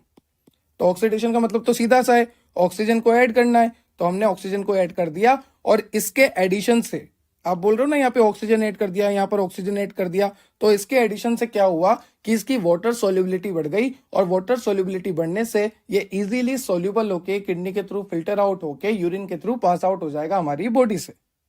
तो पहली रिएक्शन हो गई हाइड्रोक्सिलेशन, दूसरी रिएक्शन हो गई ऑक्सीडेशन, तीसरी रिएक्शन है आपकी एस ऑक्सीडेशन। अब देखो एस पर ऑक्सीडेशन हो रही तो एस ऑक्सीडेशन, एन पर ऑक्सीडेशन होगी तो एन ऑक्सीडेशन। आप देख सकते हैं यहाँ पर जो सल्फर ग्रुप है इस पे हमने ऑक्सीडेशन करा दी, तो इसीलिए हम इसको एस ऑक्सीडेशन कह रहे हैं, क्योंकि सल्फर पे हुई है और क्या हुआ है ऑक्सीडेशन। तो सल्फर का ऑक्सीडेशन, तो सल्फर पे करा दी ऑक्सीडेशन, वापस करा दी ऑक्सीडेशन, तो दो ऑक्सीजन हो गए। तो इस तरह से हमने क्या करा, जो ड्रग थी हमारी फिनोथायाजीन, इस फिनोथायाजीन का ऑक्सीडेशन करा दिया, इसे पोलार बना दिया, फिर ऑक्सीडेशन करा के इसको और पोलार बना दिया। अब ये वाटर सोल्यूबल है, अब ये बॉडी से एक्सक्रीट आउट हो जाएगी। तो हमने देखा हम ऑक्सीडेशन करा सकते हैं, हमने देखा हम हाइड्रोक्सिलेशन करा सकते हैं, फिर हम क्या करा सकते हैं, डीएल्काइलेशन। अब देखो डीएल्काइलेशन का मतलब क्या होता है, सबसे पहले तो एल्काइल ग्रुप का मतलब क्या होता है, एल्काइल ग्रुप का मतलब होता है CH3, और डी का मतलब होता है उसे हटाना। तो हमें क्या करना है, CH3 ग्रुप को हटाना है। डी एल्काइलेशन का मतलब होता है एल्काइल ग्रुप को हटाना, कार्बन के ग्रुप को हटाना। तो यहां पर आप देख सकते हैं CH3 है इस स्ट्रक्चर में, तो डी एल्काइलेशन का मतलब क्या होता है, ये ड्रग का नाम है 6-मिथाइल थायोप्यूरिन। ये जो ड्रग है इसका नाम है 6-मिथाइल थायोप्यूरिन। अब यहां से हमें डी एल्काइलेशन करना है, CH3 को हटाना है। तो हम CH3 को हटा के यहाँ पर पोलरिटी इंड्यूस कर देंगे, OH लगा देंगे, और पोलरिटी इंड्यूस होने की वजह से ये ड्रग जो है वापस वाटर सोल्यूबल हो जाएगी, इजीली एलिमिनेट हो जाएगी। तो डीएल्काइलेशन है, ऑक्सीडेशन है, उससे पहले देखा हाइड्रोक्सिलेशन। अब आगे देखते हैं, आगे है आपका ओ डीएल्काइलेशन। अब ओ डीएल्काइलेशन का क्या मतलब है, देखो डी का मतलब हटाना, एल्काइल का मतलब एल्काइल ग्रुप को हटाना, और कहां से हटाना एल्काइल ग्रुप को, ऑक्सीजन वाली पोजीशन से। तो हमने यहां पर देखा कि ऑक्सीजन की पोजीशन पे कार्बन अटैच है और हमें वही हटाना है, क्योंकि ओ डीएल्काइलेशन का मतलब है डी का मतलब हटाना, एल्काइल ग्रुप को हटाना, ऑक्सीजन से हटाना। तो यहां पर जब हम इसे हटाएंगे तो यहां पर OH इंट्रोड्यूस कर देंगे, और OH इंट्रोड्यूस करने से पोलरिटी, सोल्यूबिलिटी ये सब बढ़ जाएगी, और यूरिन के थ्रू हमारा ड्रग जो है पास आउट हो जाएगा। तो ये जो फिनएसिटीन है इसको एसिटोमिनोफेन में हम कन्वर्ट करके, एसिटामिनोफेन में हम कन्वर्ट करके बॉडी से एलिमिनेट कर देते हैं, ठीक है। नेक्स्ट है आपका एरोमेटिक हाइड्रोक्सिलेशन। अब देखो एरोमेटिक हाइड्रोक्सिलेशन में क्या होता है, जैसे मान लीजिए ये बेंजीन है। सबसे पहली बात तो इसका नाम एरोमेटिक हाइड्रोक्सिलेशन क्यों रखा, क्योंकि हाइड्रोक्सिलेशन का मतलब होता है OH ग्रुप, और एरोमेटिक का मतलब होता है बेंजीन रिंग। तो बेंजीन रिंग पे OH ग्रुप लगाना, इसे हम कहते हैं एरोमेटिक हाइड्रोक्सिलेशन। हाइड्रोक्सिलेशन का मतलब OH ग्रुप को अटैच करना, एरोमेटिक का मतलब बेंजीन रिंग। तो बेंजीन रिंग के ऊपर OH अटैच कर दोगे तो कहलाएगा फिनोल।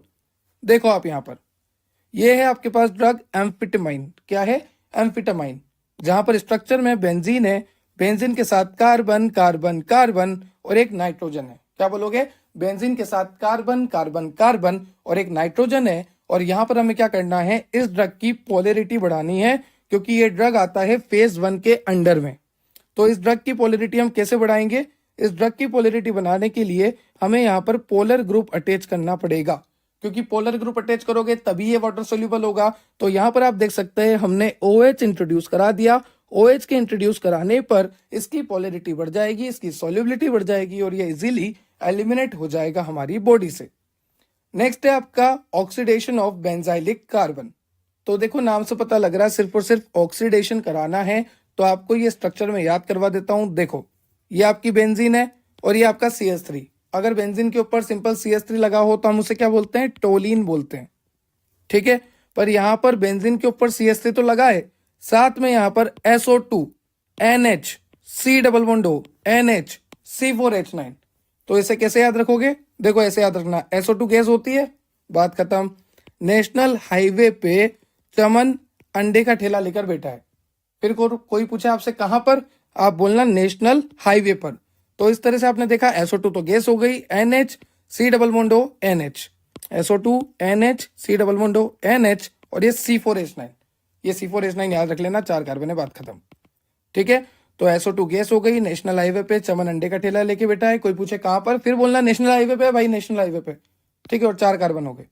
तो ये स्ट्रक्चर तो हमने याद कर लिया, और ये स्ट्रक्चर है टॉल ब्यूटामाइड की। किसकी स्ट्रक्चर है बच्चों, टॉल ब्यूटामाइड की स्ट्रक्चर है। अभी यहां पर हमें क्या करना है, इस टॉल ब्यूटामाइड ने अपनी बॉडी में एक्शन शो कर दिया, अब इस टॉल ब्यूटामाइड को हमें एक्सक्रीट आउट करना है, रिमूव करना है बॉडी से, तो इसकी पोलरिटी इंड्यूस करनी पड़ेगी। तो हम यहाँ पर ऑक्सीडेशन कराएंगे, इसका अल्कोहल बनाएंगे, फिर इसका ऑक्सीडेशन कराएंगे, इसका एल्डिहाइड बनाएंगे, फिर इसका ऑक्सीडेशन अगर मैं कराऊंगा, जैसे एल्डिहाइड है, अगर इसका ऑक्सीडेशन मैं कराऊं, ऑक्सीजन ऐड करूं, तो क्या बन जाएगा, COOH, CHO था, एक ऑक्सीजन और ऐड हो गया तो COOH बन गया। तो यहां पर कार्बोक्सिलिक ग्रुप आपको दिख रहा है, ठीक है। तो ऑक्सीडेशन में क्या करना है, सिर्फ ऊपर चेंज आएगा, पहले CH3 था, फिर CH2OH हुआ, फिर ऑक्सीडेशन करने पे CHO, फिर और ऑक्सीडेशन करने पे कार्बोक्सिलिक एसिड का फॉर्मेशन हो गया, और नीचे की लाइन सभी में सेम है, देखो देखो देखो देखो। तो फिर नीचे का तो फायदा हो गया, और नीचे की लाइन हमें याद भी है, SO2 गैस होती है, नेशनल हाईवे पे चमन ने अंडे का ठेला लगा रखा है, कोई पूछे कहां पर, डबल बोलो, नेशनल हाईवे पर, C4H9, ठीक है। ये भी आपकी फेज 1 की रिएक्शन है, यहां पर भी हमने पोलैरिटी इंड्यूस कराई। नेक्स्ट है आपका ऑक्सीडेशन ऑफ ओलेफिन। तो देखो ऑक्सीडेशन ऑफ ओलेफिन में सबसे पहला एग्जांपल आपको दे रखा है एक्लोफिनेक का। एक्लोफिनेक क्या होता है, एक पेन किलर होता है, एंटी इन्फ्लामेटरी की तरह भी काम करता है। तो एक्लोफिनेक आपको यहाँ पे दिख रहा है CH2 double bond CH, CH2O, benzene के साथ क्लोरीन, कार्बन को ऐसे याद रखो, कार्बन को का मतलब है COOH, को तेज बोल रहे हो ना, को तो COOH ऐसे याद रखना पड़ेगा। तो अब यहाँ पे क्या होगा, जैसा कि आप सभी जानते हैं reaction always takes place on double bond. तो यहाँ पर रिएक्शन हुई, इस तरह से ऑक्सीजन ऐड हो जाएगा, इपोक्साइड ब्रिज कहते हैं इसे। क्या बना यहाँ पर, इपोक्साइड ब्रिज बना, जो कि एक इंटरमीडिएट है। फाइनली तो यहाँ पर OH अटैच हमें करना था, क्योंकि ये अटैच करने से पोलैरिटी बढ़ेगी, पोलैरिटी बढ़ने से वाटर सोल्यूबिलिटी बढ़ेगी, वाटर सोल्यूबिलिटी बढ़ने से किडनी से वो इजीली रिमूव आउट हो जाएगा, एक्सक्रीट आउट हो जाएगा, एलिमिनेट हो जाएगा, ठीक है। नेक्स्ट है आपका रिडक्टिव रिएक्शन, और ये सब किस में चल रहा है, फेज 1 में, ये लास्ट रिएक्शन है।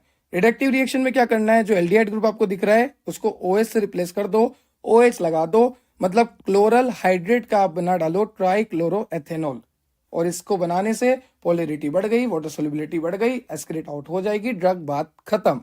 तो ये सारी रिएक्शन जो भी थी ये फेज 1 की थी, जहां पर हमने देखा reductive reaction, oxidation of olefin, oxidation of benzylic carbon, aromatic hydroxylation, और यहां पर देखा डी एल्काइलेशन, उससे पहले देखा ऑक्सीडेशन, उससे पहले देखा हाइड्रोक्सिलेशन, ठीक है। ये सारी फेज 1 है।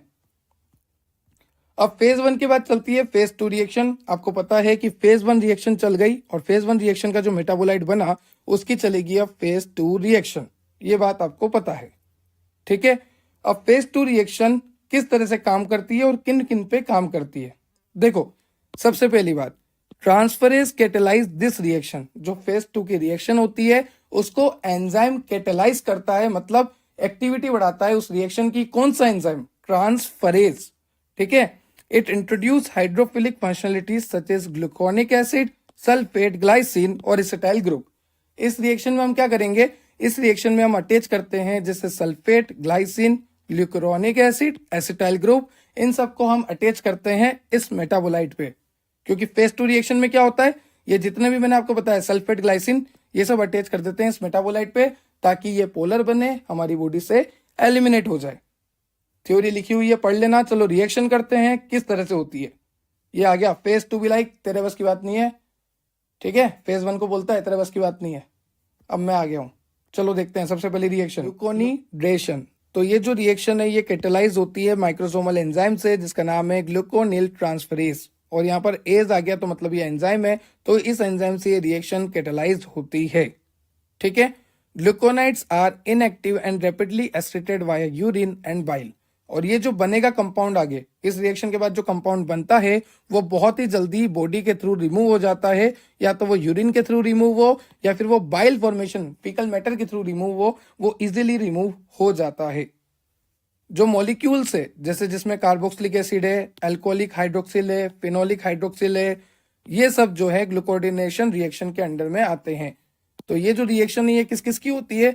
ये reaction carboxylic acid, alcoholic hydroxyl और फिनोलिक हाइड्रोक्सिल ग्रुप जिसमें प्रेजेंट है वो सारे इस रिएक्शन के अंडर में जाएंगे।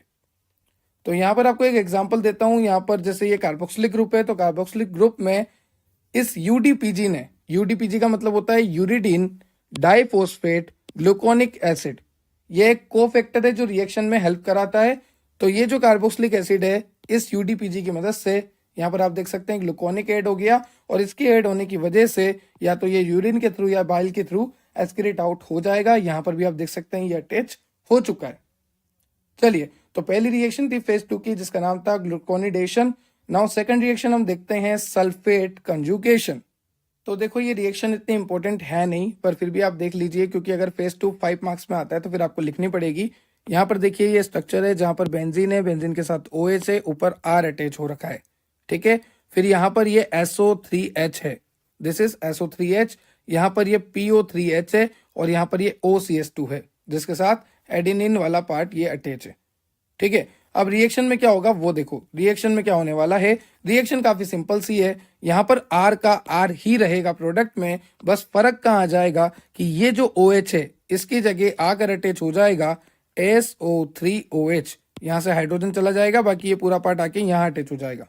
जैसा कि आप देख सकते हैं यहाँ पर ऑक्सीजन था तो यहाँ पर भी ऑक्सीजन है। उसके बाद यहाँ पर ये SO3H, तो ये SO3H, तो यहाँ पर आपने देखा सिर्फ हाइड्रोजन रिप्लेस हुआ है, बाकी सारा पार्ट आकर यहाँ पर अटैच हो चुका है और ये सारा अलग हो जाएगा। ठीक है। तो ये आपको प्रोडक्ट याद रखना है, बस बात खत्म, पीछे का आपको किसी से मतलब नहीं है। तो ये हो गया आपका सल्फेट कंजुगेशन।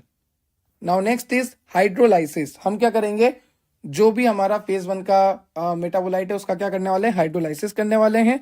जैसे यहाँ पर आपको दिख रहा है प्रोकेनामाइड, तो प्रोकेनामाइड का हाइड्रोलाइसिस होगा तो क्या बनेगा, देखो ये NH2 है, ये NH2, ये बेंजीन है, ये बेंजीन की बेंजीन, यहाँ पर C डबल बॉन्ड O है, तो यहाँ पर C डबल बॉन्ड O की जगह कार्बोक्सिलिक एसिड आ गया, बस इतना सा फर्क है। बाकी ये पूरा जो भी पोर्शन है ना, एक सेकेंड में आपको बताता हूँ, ये जो पूरा पोर्शन आपको दिख रहा है, ये ग्रीन कलर से जो मैंने मार्क किया है, ये पूरा पोर्शन आपको यहाँ पर एज इट इज अलग से मिलेगा प्लस के साइन के साथ। ये देखो प्लस का साइन लगा हुआ है। तो जो प्रोडक्ट बनेगा उस प्रोडक्ट में क्या होगा, दो तरह से प्रोडक्ट होंगे, मैं आपको बता देता हूँ एक बार। यहाँ पर क्या होने वाला है कि ये जो प्रोडक्ट है ये अलग निकल जाएगा और C डबल बॉन्ड O की जगह COOH आ जाएगा, ये देख सकते हैं आप। ठीक है। अब ये जो इधर का बचा हुआ है रेड पार्ट NH वाला, ये सारा अलग होके इस तरह से प्लस में लिख दिया है। ठीक, ये हो गया हाइड्रोलाइसिस, फेज 2 की reaction. Now next is methylation. नाम से पता लग रहा, मिथाइलेशन का मतलब होता है मिथाइल ग्रुप को अटैच करना। तो आप देख सकते हैं यहाँ पर लगा हुआ है OH, और ये जो स्ट्रक्चर है ये स्ट्रक्चर है आपकी, अगर मैं इस R की जगह OH लगा देता हूं तो ये स्ट्रक्चर है आपकी नॉर एपिनेफ्रिन की। ये जो R दिख रहा है आपको, इस R की जगह H लगा दूं तो नॉर एपिनेफ्रिन बन जाएगा ये। ठीक है। चलो वो बात हमारी काम की नहीं है, हमें क्या करना है, हमें तो मिथाइलेशन करना है। मिथाइलेशन का मतलब होता है मिथाइल ग्रुप लगाना, मिथाइल ग्रुप लगाना है। यहाँ पर है OH और यहाँ पर है OCH3। तो हुआ क्या, जो OH था अब वो कन्वर्ट हो चुका है OCH3 में, क्योंकि हमें मिथाइल ग्रुप लगाना था। तो आप देख सकते हैं ये लग चुका है CH3 ग्रुप, मतलब मिथाइल ग्रुप। तो इस तरह से भी रिएक्शन होती है जिसको हम कहते हैं मिथाइलेशन। उसके बाद है आपका एसिटाइलेशन, एसिटाइल ग्रुप ऐड करना, और एसिटाइल ग्रुप होता है CH3 C double bond O, इस ग्रुप को ऐड करना है, तो वो क्या हो जाएगा, एसिटाइलेशन। अब देखो रिएक्शन को, सबसे पहले आपके पास है 4 अमीनो सैलिसिलिक एसिड। तो सबसे पहले आपको क्या करना है, ये बेंजीन रिंग बनानी है जो बनी हुई है, this one is benzene ring. Benzene ring के साथ यहाँ पर OH और यहाँ पर COOH, प्यार से बोलो, बेंजीन, बेंजीन के साथ OH COOH, और एक तरफ लगा देना NH2। क्या लगा दोगे, NH2। ठीक है। इसकी रिएक्शन आप कराना CH3 C double bond O SCOA, क्या बोलोगे, CH3C++O SCOA। तो सबसे पहले बेंजीन ली, बेंजीन के साथ रिएक्शन कराई, मतलब बेंजीन के साथ अटैच है OH group, COOH group, NH2 group. क्या बोला मैंने? बेंजीन के साथ अटैच है OH group, COOH group, NH2 group. उसकी रिएक्शन आप करा रहे हो CH3C++O SCOA के साथ in the presence of N acetyl transferase. तो यहाँ पर क्या होने वाला है? एसिटाइलेशन। और एसिटाइलेशन में क्या होता है? CH3C++O अटैच होता है। तो ये जो CH3C++O है ये यहाँ पर आके अटैच हो जाएगा। तो आप देख सकते हैं carboxylic carboxylic, OH OH, benzene benzene. अभी तक सब सेम है। अब देखिए यहाँ पर NH2 था, यहाँ पर सिर्फ NH है। और ये हाइड्रोजन एक क्यों गया? वैलेंसी मेंटेन करने के लिए, क्योंकि नाइट्रोजन के पास 3 ही होती है। और बाकी ये CH3C++O, तो ये CH3C++O यहाँ पर ऐड कर दिया। तो इस तरह से एसिटाइलेशन होता है। ठीक है, ये रिएक्शन रहने देना, इसमें भी एसिटाइलेशन ही हो रहा है, एक बार देख लेना। ठीक है, नेक्स्ट है आपका benzoic acid conjugate with glycine to form hippuric acid. ये भी फेज 2 की रिएक्शन है। टेंशन मतलब अभी सब रिवाइज करा दूंगा। देखो ये बेंजोइक एसिड है। बेंजोइक एसिड कैसे बोल रहे हैं? बेंजीन के ऊपर COOH, so benzoic acid. Benzoic acid की रिएक्शन हुई ग्लाइसिन के साथ। किसके साथ रिएक्शन हुई? ग्लाइसिन के साथ। When benzoic acid react with glycine it form hippuric acid. काफी इजी है। देखो किस तरह से हिप्यूरिक एसिड बना, मैं आपको बता देता हूँ। ये आपके 6 नंबर की रिएक्शन थी, मैं आपको बता देता हूँ किस तरह से आपका हिप्यूरिक बना। ये CO है, ठीक है। बाकी क्या है? NH CH2 COOH। तो यहां से सिर्फ ये OH हटा, CO बचा, ठीक है। बाकी ये जितना भी है ना NH2 CH2 COOH, ये यहाँ के अटैच हो गया। देखो NH CH2 COOH, तो ये बन गया बेंजोइक एसिड से hippuric acid. Benzoic acid react with glycine and it form hippuric acid. ठीक है, तो यहां तक हमने देखी फेज 2 की रिएक्शन, जिसमें हमने देखा benzoic acid react with glycine form hippuric acid. उससे पहले हमने देखा था एसिटाइलेशन, जहां पर एसिटाइल ग्रुप अटैच करते हैं। उससे पहले देखा था मिथाइलेशन, जहां पर मिथाइल ग्रुप अटैच करते हैं। उससे पहले देखा था हाइड्रोलाइसिस, जहां पर OH ग्रुप अटैच करते हैं। उससे पहले देखा था सल्फेट कंजुगेशन, जहां पर SO3 का मामला रहता है। उससे पहले हमने देखा था ग्लूकोनिडेशन। ये फेज 2 की रिएक्शंस हो गई।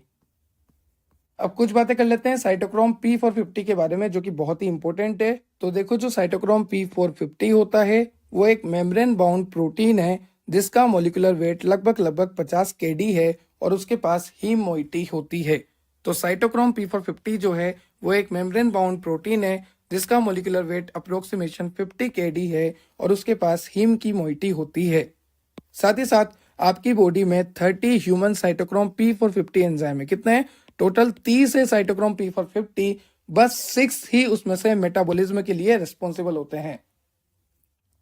आई रिपीट कि आपकी बॉडी में 30 साइटोक्रोम P450 एंजाइम से, बस उसमें से सिर्फ 6 ही मेटाबॉलिज्म के लिए रिस्पॉन्सिबल होते हैं। वो 6 है CYP1A2, CYP2C9, CYP2C19, CYP2D6। देखो इजी है, CYP2C9, CYP2C और 9 से पहले क्या आ गया? 1 आ गया, 19। तो इस तरह से आपको याद रखना है, काफी इजी है। हमारे अंदर साइटोक्रोम P450 30 तरह के होते हैं, पर उनमें से सिर्फ 6 ही आपको मेटाबॉलिज्म के लिए रिस्पॉन्सिबल होते हैं। ठीक है, चलिए अब देखने वाले हैं फैक्टर अफेक्टिंग मेटाबॉलिज्म। तो देखो ऐसे कौन कौन से फैक्टर है जो कि मेटाबॉलिज्म को अफेक्ट करते हैं। सबसे पहला फैक्टर आपको लिखा है physico chemical properties of drug. जो आपकी ड्रग है उसकी फिजिको केमिकल प्रॉपर्टी क्या है, जैसे उसका मोलिकुलर साइज क्या है, उसका शेप क्या है, उसकी एसिडिटी बेसिसिटी, सब कुछ डिपेंड करता है कि ड्रग एसिडिक है, ड्रग बेसिक है, ड्रग का शेप क्या है, ड्रग का मोलिकुलर साइज क्या है, ड्रग की लिपोफिलिसिटी क्या है, ड्रग का पीके वैल्यू, ड्रग की स्टेरिक हिंड्रेंस, ड्रग का इलेक्ट्रॉनिक कैरेक्टरिस्टिक्स, ये सब कुछ डिपेंड करता है। ड्रग का मेटाबॉलिज्म फास्ट होगा या स्लो, वो किस पर मैटर करता है? Molecular size, shape, acidity, basicity, lipophilicity, pKa, steric और इलेक्ट्रॉनिक कैरेक्टरिस्टिक्स। तो ये सारा आ जाएगा आपका physico chemical properties of drug में। नाउ सेकंड है आपका केमिकल फैक्टर। तो देखो केमिकल फैक्टर जो होते हैं ना, वो ड्रग के मेटाबॉलिज्म को बढ़ा भी सकते हैं या फिर ड्रग के मेटाबॉलिज्म को कम भी कर सकते हैं। जैसे इंसेक्टिसाइड है कुछ, या फिर कुछ ड्रग्स होती है जो कि क्या करती है, हमारी बॉडी में ड्रग के मेटाबॉलिज्म को बढ़ा भी सकती है और ड्रग के मेटाबॉलिज्म को कम भी कर सकती है। तो हम बोलेंगे कि जो इंसेक्टिसाइड होता है वो अल्टर करता है, चेंज करता है ड्रग के मेटाबॉलिज्म को, वो बढ़ा भी सकता है, कम भी कर सकता है। ठीक है, एक एग्जांपल दूं तो जो अल्कोहल होता है वो एनहांस कर देता है मेटाबॉलिज्म को। जो फिनोबार्बिटोन है, फिनाइटोइन है, इनका मेटाबॉलिज्म बढ़ जाता है जब पर्सन जो है अल्कोहल का कंजप्शन करता है। तो जो पर्सन अल्कोहल पीता है उसमें फिनाइटोइन, फिनोबार्बिटोन ये जो ड्रग है वो जल्दी मेटाबोलाइज हो जाती है। अब एक बात और सुनो, थर्ड है डाइट। और डाइट कैसे रोल प्ले करती है वो देखो। देखो आप सभी को पता है कि cytochrome P450 is essential enzyme, essential for metabolism of drug, और ये होना जरूरी है हमारे लीवर में। पर जो पर्सन होते हैं जो फेट फ्री डाइट खाते हैं, ऐसे पर्सन जो कि फेट फ्री डाइट खाते हैं, उन पर्सन्स में साइटोक्रोम P450 का लेवल कम होता है। और अगर एंजाइम ही कम है तो फिर ड्रग का मेटाबॉलिज्म भी धीरे होगा। तो जो फेट फ्री डाइट खाते हैं उनके अंदर साइटोक्रोम P450 का लेवल जो है कम मिलता है as compare to fat diet खाने वाले। नाउ नेक्स्ट है आपका जेनेटिक और हेरिडिटी फैक्टर।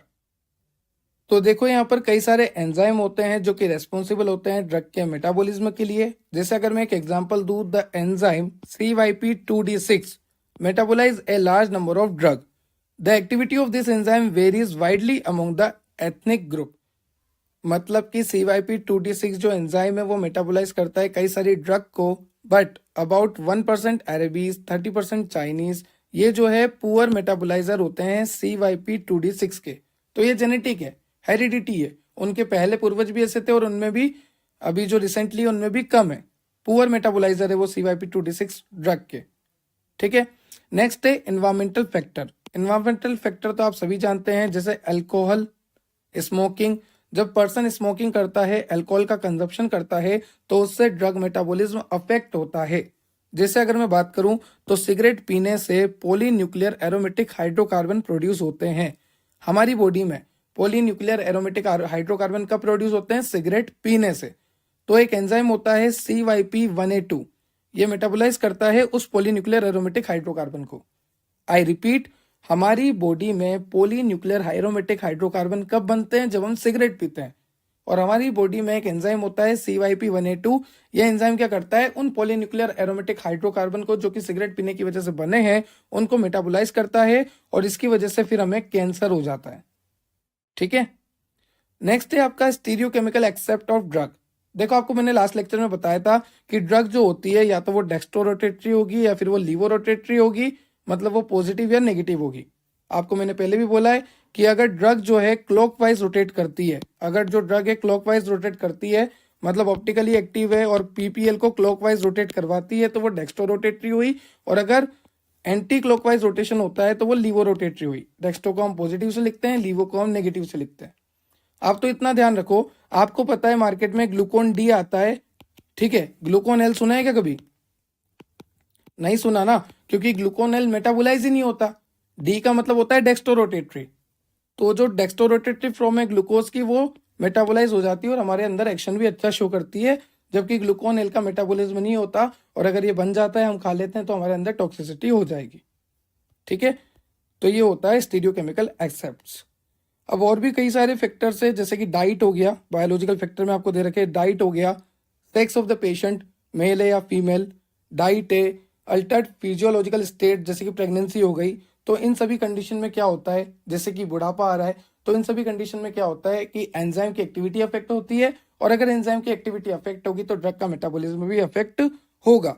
तो आज के लेक्चर में हमने देखा biological factor, stereochemical aspect, environmental factor, genetic और heredity, diet, chemical factor and physico chemical properties of drug affect और we can say alter the metabolism of drug. ठीक है, तो ये था फैक्टर अफेक्टिंग ड्रग मेटाबॉलिज्म। इससे हमने पहले देखा फेज 1 फेज 2 ड्रग मेटाबॉलिज्म होता क्या है। तो आई होप आपको आज का लेक्चर क्लियर हुआ होगा। तो अभी जो आपने लेक्चर देखा वो लेक्चर आप पहले भी देख चुके हैं, फेज 1 फेज 2 रिएक्शन का। आई होप आपको लेक्चर क्लियर हुआ होगा मेटाबॉलिज्म वाला। अब आगे देखते हैं मेटाबॉलिज्म का होता है, लीवर में होता है, एक्टिव से इनएक्टिवेट। आपको सारी बातें क्लियर हो गई, कैसे सब होता है मेटाबॉलिज्म का लेक्चर देख के आपको क्लियर हो गया होगा। अब हम बात करेंगे एस्क्रीशन की। एस्क्रीशन जैसे कि किडनी से एस्क्रेट आउट हो रहा है, ठीक है। एस्क्रीशन में क्या होता है, जो भी हार्मफुल वेस्ट होते हैं आपकी बॉडी में उसको रिमूव आउट कर देते हैं हम किडनी के थ्रू। किडनी क्या करता है, ब्लड को फिल्टर करता है, ब्लड को फिल्टर करके यूरिन का फॉर्मेशन करता है, और वहां से आपके जो भी बॉडी के वेस्ट है वो फिल्टर आउट हो जाते हैं, रिमूव हो जाते हैं। ठीक है। तो अब किडनी के बारे में पढ़ेंगे, थोड़ा नेफ्रॉन के बारे में पढ़ेंगे, और उसके बाद एक टर्म है क्लियरेंस, वो पढ़ लेंगे, फिर आपका आज का लेक्चर कंप्लीट हो जाएगा। चलिए, तो पहले किडनी के बारे में देख लेते हैं। यहाँ पर ये कुछ इंपॉर्टेंट पॉइंट्स लिखे हैं, इसको भी मैं आपको बता देता हूँ। देखो, वही सारी बातें यहाँ पे भी लिखी हुई है कि liver is the primary site for bio transformation, pharmacological inactivation of drug, वो भी लीवर में होता है, एक्टिवेट से इनएक्टिवेट, जैसे कि फिनाइटोइन से बना लिया आपने पैरा हाइड्रोक्सी फिनाइटोइन। ठीक है। कभी कभी क्या होता है, जैसे मान लीजिए फिनाइल ब्यूटाजोन ड्रग है, अब ये फिनाइल ब्यूटाजोन लीवर की प्रेजेंस में, लीवर के एंजाइम की प्रेजेंस में कन्वर्ट हो जाता है ऑक्सीफेन ब्यूटाजोन में। पर ये जो ऑक्सीफेन ब्यूटाजोन बनता है ना, ये एक एक्टिवेट मेटाबोलाइट है और ये बहुत स्लोली स्लोली एलिमिनेट होता है। तो ऐसा लीवर से ओकेजनली होता है, कभी कभार होता है कि हाँ फिनाइल ब्यूटाजोन जो है ऑक्सीफिन ब्यूटाजोन में कन्वर्ट हो गया, जो कि एक एक्टिवेट मेटाबोलाइट है, और ये जो है धीरे धीरे स्लोली स्लोली एलिमिनेट होता है। एज कम्पेयर टू, अगर मैं कंपेयर करूँ ना, तो फिनाइल ब्यूटाजोन से भी अगर कंपेयर करूँ ना, तो धीरे एलिमिनेट हो रहा है। तो ये ओकेजनली होता है कभी कभार। ठीक है। लिपोफिलिक को हाइड्रोफिलिक में कन्वर्ट करना, फेज 1 फेज 2 आपने पढ़ ही लिया। चलो आगे चलते हैं। देखो, अब आपको यहाँ पर दे रखा है renal excretion of drug. Renal मतलब किडनी, किडनी मतलब नेफ्रॉन, मतलब नेफ्रॉन के थ्रू आप ड्रग को रिमूव आउट करेंगे। अब ड्रग को आप क्यों निकाल रहे हैं, क्यों एलिमिनेट कर रहे हैं, आपको पता है, क्योंकि ड्रग ने अपना फार्माकोलॉजिकल एक्शन दे दिया। उस फार्माकोलॉजिकल एक्शन को आप टर्मिनेट करने के लिए और ड्रग के एक्यूमुलेशन से बचने के लिए, क्योंकि कुछ भी हमारी बॉडी में एक्यूमुलेट होगा तो वो टॉक्सिसिटी करेगा, कार्सिनोजेनिसिटी करेगा, टिश्यू टॉक्सिसिटी करेगा, तो उसको एलिमिनेट करना बहुत ज़रूरी है। उसको इंटरनल से एक्सटर्नल एनवायरनमेंट में ट्रांसफ़र करना बहुत ज़रूरी है। साथ ही साथ अगर मैं बात करूं तो एक्सक्रीशन के लिए जो मेन और प्रिंसिपल ऑर्गन होता है वो किडनी होता है, और किडनी के लिए हम यूज़ करते हैं वर्ड रीनल एक्सक्रीशन। साथ ही साथ मैंने आपको बोला कि एक्सक्रीशन कई तरह से हो सकता है, लंग्स से, सलाइवरी ग्लैंड से, स्किन से और मिल्क से, पर मेनली तो किडनी ही करेगी, नेफ्रॉन ही करेगा, रीनल एक्सक्रीशन ही होता है। और ये जो रूट्स हैं, लंग्स, सलाइवरी ग्लैंड, स्किन और मिल्क, ये सब रूट्स को हम बोलते हैं नॉन रीनल, क्योंकि यहाँ पे किडनी इंक्लूड नहीं हो रही है। साथ ही साथ अगर कोई वोलेटाइल ड्रग है, ठीक है, या फिर कोई एनेस्थीसिया आपने लिया, गैसियस एनेस्थीसिया आपने लिया, अल्कोहल जो लिया आपने, वो सब क्या होता है, जब आप सांस को बाहर छोड़ते हो ना, तो वहाँ से वो ड्रग रिलीज होती है। आपको पता हो तो ड्रंक एंड ड्राइव टेस्ट होता है, जहाँ पर पुलिस वाले आपको रुकवा कर फूक देने को बोलते हैं। और ये फूक देने को क्यों बोलते हैं, क्योंकि जब आप सांस को बाहर निकालोगे ना, तो उसमें ऐसा केमिकल होता है पाइप में कि उसको डिटेक्ट हो जाएगा कि हाँ आपने अल्कोहल ली है, तो अल्कोहल जो ड्रग है वो आपके सांस के थ्रू बाहर निकलेगी। यहाँ पर साफ साफ लिखा है कि अल्कोहल जो है वो आपके सांस के थ्रू बाहर निकलेगी। अल्कोहल हो गया आपका, गैसियस एनेस्थेटिक हो गया आपका, वोलेटाइल ड्रग हो गया, वोलेटाइल ड्रग और we can say highly volatile drug, ये सब जब आप सांस बाहर छोड़ोगे तो ये भी निकलती है, और ये बाहर निकल रही है तो हम ये बोलते हैं कि ये भी एक्सक्रीट आउट हो रही है। ठीक है। और इस तरह के एक्सक्रीशन को हम कहते हैं पल्मोनरी एक्सक्रीशन। चलिए आगे चलते हैं। यहाँ पर आपको साफ दे रखा है नॉन रिनल में biliary, pulmonary, salivary, memory and dermal. Dermal मतलब स्किन। उसके बाद आपको रिनल में बता रखा है किडनी, नेफ्रॉन, और मैंने आपको पहले ही बोल दिया कि नेफ्रॉन से लिपोफिलिक ड्रग जो है पास आउट नहीं होगी, लिपोफिलिक ड्रग को हाइड्रोफिलिक में कन्वर्ट होना पड़ेगा। वो सारी कहानी यहाँ पर लिखी हुई है। ठीक है। चलिए आगे चलते हैं। अब यहाँ पर आपको बता रखा है कि ऐसे कौन कौन से एजेंट्स है जो कि आपके किडनी के थ्रू फिल्टर होके यूरिन फॉर्मेशन में जाकर यूरिन के थ्रू बाहर निकल जाएंगे, तो वो है हाइड्रोफिलिक ड्रग। अगर आपकी ड्रग हाइड्रोफिलिक नेचर की है, वाटर सोल्यूबल है, तो वो इजीली बॉडी से रिमूव आउट हो जाएगी। दूसरा है नॉन वोलेटाइल।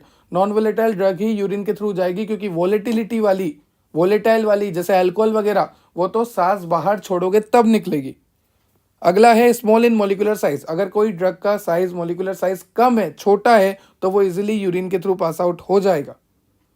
और अगर कोई लिपिड सोल्यूबल ड्रग है तो वो तो निकलेगी नहीं, पर मेटाबॉलिज्म होने के बाद लीवर जब उसे कन्वर्ट कर देगी हाइड्रोफिलिक में, तब वो निकल जाएगी। तो यहाँ पे लिखा है after metabolism lipid soluble drug जो है निकल जाएगी, क्योंकि वहां पर पोलैरिटी इंड्यूस कर देते हैं। अब नेफ्रॉन की बात करें, क्योंकि हम पढ़ रहे हैं रीनल एक्सक्रीशन ऑफ ड्रग, तो नेफ्रॉन की बात करेंगे। नेफ्रॉन आप सभी को पता है, बचपन से पढ़ते आ रहे हो, क्लास 8th से पढ़ते आ रहे हो। पीसीटी, डीसीटी, लुपोफेनले, कलेक्टिंग डक्ट, ठीक है, ग्लोमेरुलस फिल्ट्रेशन, बोमेंस कैप्सूल, ये सब आपने सुना है। Proximal convoluted tubule, distal convoluted tubule, Henle loop, collecting tube, renal corpuscle, renal tubule, glomerulus, बोमेंस capsule, ये सब आपने सुना है। ग्लोमेरुलर फिल्ट्रेशन रेट आपने बी फार्मेसी सेकंड सेमेस्टर में एचपी पढ़ी है, वहां पर पूरा एक्सक्रीशन था। ठीक। यहाँ पर हमें क्या देखना है, यहाँ पर हमें मेन चीज देखनी है कि जो यूरिन फॉर्मेशन हो रहा है वो हो कैसे रहा है। तो सबसे पहले और बहुत ही इंपॉर्टेंट स्टेप है नेफ्रॉन में, वो है ग्लोमेरुलर फिल्ट्रेशन। अब ये जो ग्लोमेरुलर फिल्ट्रेशन होता है, यहाँ पर क्या होता है, जो भी आपकी वाटर सोल्यूबल ड्रग है, जो भी आपकी अनबाउंड ड्रग है, अब अनबाउंड से क्या मतलब है कि ऐसी ड्रग जो कि फ्री फॉर्म में है। आपको मैंने बहुत बार बोला है, लास्ट लेक्चर में भी बोला है कि ड्रग अगर प्रोटीन के साथ है तो इस ड्रग का ना तो एक्सक्रीशन होगा, ना मेटाबॉलिज्म होगा, ना एलिमिनेशन होगा, ना इस ड्रग का डिग्रेडेशन होगा, कुछ भी नहीं हो सकता अगर वो बाउंड स्टेट में है। ड्रग को अपना एक्शन भी शो करना है ना, तो भी वो नहीं कर सकती अगर वो बाउंड स्टेट में है। तो ड्रग को फ्री फॉर्म में होना पड़ेगा, तभी उसका एलिमिनेशन होगा, मेटाबॉलिज्म होगा, एक्सक्रीशन होगा, उसका फार्माकोलॉजिकल एक्शन आएगा, सब कुछ चीज ड्रग फ्री फॉर्म में होगी तभी होगा। ड्रग अगर प्रोटीन के साथ बाउंड है तो ऐसा कुछ भी नहीं होने वाला। तो ड्रग अगर फ्री फॉर्म में होगा, अनबाउंड फॉर्म में होगा, तभी उसका फिल्ट्रेशन होगा, नहीं तो उसका फिल्ट्रेशन भी नहीं होगा। इसलिए यहाँ पर साफ साफ मेंशन करा है कि वाटर सोल्यूबल ड्रग होनी चाहिए, अनबाउंड होनी चाहिए, प्रोटीन से बाउंड नहीं होनी चाहिए, फ्री फॉर्म में होनी चाहिए, और उसका मोलिकुलर साइज भी कम होना चाहिए। तब जाके ऐसी ड्रग आपके ग्लोमेरुलर फिल्ट्रेशन से फिल्टर होके यूरिन फॉर्मेशन में जाके यूरिन के थ्रू रिलीज आउट होगी। और ये जो प्रोसेस है ये पैसिव प्रोसेस है, ठीक है। उसके बाद है आपका एक्टिव ट्यूबुलर सिक्रीशन। तो नाम से पता लग रहा एक्टिव मतलब यहाँ पर एटीपी की रिक्वायरमेंट होगी, और यहाँ पर एटीपी की रिक्वायरमेंट क्यों है, क्योंकि ये अगेंस्ट द कंसंट्रेशन ग्रेडियंट काम करता है, ठीक है। Secretion of organic acid and bases, यहाँ पर क्या होता है, जो ड्रग होती है ना वो ब्लड से यूरिन की तरफ मूव कर रही है। यहाँ पर भी जो ड्रग है वो ब्लड से यूरिन की तरफ मूव कर रही है क्योंकि यूरिन फॉर्मेशन हो रहा है। नेक्स्ट है आपका एक्टिव और पैसिव ट्यूबुलर रीअब्जॉर्प्शन। अब यहाँ पर वर्ड आ गया रीअब्जॉर्प्शन। एक्टिव पैसिव तो ठीक है, एटीपी चाहिए एटीपी नहीं चाहिए, ठीक है। रीअब्जॉर्प्शन का मतलब क्या होता है कि जैसे मान लीजिए आपका ये नेफ्रॉन है और इस नेफ्रॉन में कोई ऐसी ड्रग आ गई जो लिपोफिलिक नेचर की है, ठीक है। तो क्या ये लिपोफिलिक नेचर की ड्रग आगे जाके यूरिन फॉर्मेशन में जाएगी? नहीं जाएगी, क्योंकि ये लिपोफिलिक है, लिपिड सोल्यूबल है, ये वापस यहाँ से रीअब्जॉर्ब हो जाएगी हमारी बॉडी में। और अगर ऐसा होता रहा तो ये ड्रग हमारी बॉडी में एक्यूमुलेट हो जाएगी, और ये ड्रग जो है टिश्यू टॉक्सिसिटी, कार्सिनोजेनेसिटी और वी कैन से टॉक्सिसिटी करेगी। तो ध्यान रखना, यहाँ पर लिखा है लिपिड सोल्यूबल ड्रग जो है हमारे यूरिन से वापस ब्लड में चली जाएगी, मतलब वापस बॉडी में रीअब्जॉर्ब हो जाएगी। अब यहाँ पर उन्हीं तीनों को डिटेल में दे रखा है। ग्लोमेरुलर फिल्ट्रेशन एक ऐसी प्रोसेस जहाँ पर ब्लड फिल्टर होता है। यहाँ पर ड्रग का मोलिकुलर वेट कम होना चाहिए, वाटर सोल्यूबल होनी चाहिए, साइज भी उसका कम होना चाहिए। और ये जो ग्लोमेरुलर फिल्ट्रेशन है ये यूनिडायरेक्शनल प्रोसेस है, ठीक है। अब मैंने आपको पहले ही बोल दिया कि मोलिकुलर वेट कम होना चाहिए और साइज कम होना चाहिए। अब जैसे मान लीजिए ब्लड का फिल्ट्रेशन हो रहा तो ब्लड में आरबीसी है आपके, ठीक है, और भी बड़े बड़े केमिकल कॉन्स्टिट्यूएंट है, सेल कॉन्स्टिट्यूएंट्स है आपके।